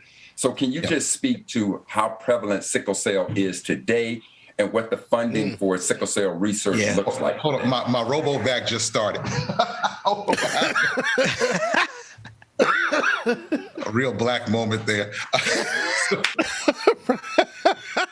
I don't have any. I don't have the. I used to be able to rattle off a lot of facts. But sickle cell is a disease that affects a lot of people who have their DNA history that's around the Mediterranean. So you're going to see North Africans, and you're going to see those Southern Europeans, Italians, have that trait. So if you have that, and so it's not just a primarily African American trait, but it is that area, North Africa, and that part of Southern Europe, like Italy. And so anyone who has that kind of DNA, so if you're black, you need to get tested. Only because one person with sickle cell won't pass it on, but if a husband and wife or have sickle cell, they can pass it on to their child. And so the testing becomes important, because what happens, the blood vessels do what they call like a sickle. So instead of being kind of roundish, it's kind of curved. It doesn't flow through the bloodstream correctly, which causes extreme amount of pain. And they call them crises, sickle cell crisis. And when a person goes into that, it can be deadly. And a person with sickle cell does not always have a long lifespan. They don't live long, 40, 50, because of that. And they go into a crisis. And so during COVID, people had sickle cell, that was considered one of those kind of comorbidities that you got it, that could really damage you and hurt you. And so we wanted to make sure with COVID, hey, make sure you're tested, make sure it's a real simple blood test, doesn't take long to do. And a lot of places didn't do it automatically, still don't do it automatically. The person, Florence Neal Cooper Smith at our church, who they call her the sickle cell pioneer in Virginia, she was the one that said, oh, wow, people need to be tested. And it's not just, like I said, African Americans. If you trace your roots back to North Africa, which is most Northwest Africa to most of us, but also Europeans who are Southern Europeans, Greece, Greek, if you're Greek or Italian, you definitely need to be checked, because it originated in the Mediterranean area. That's what they say.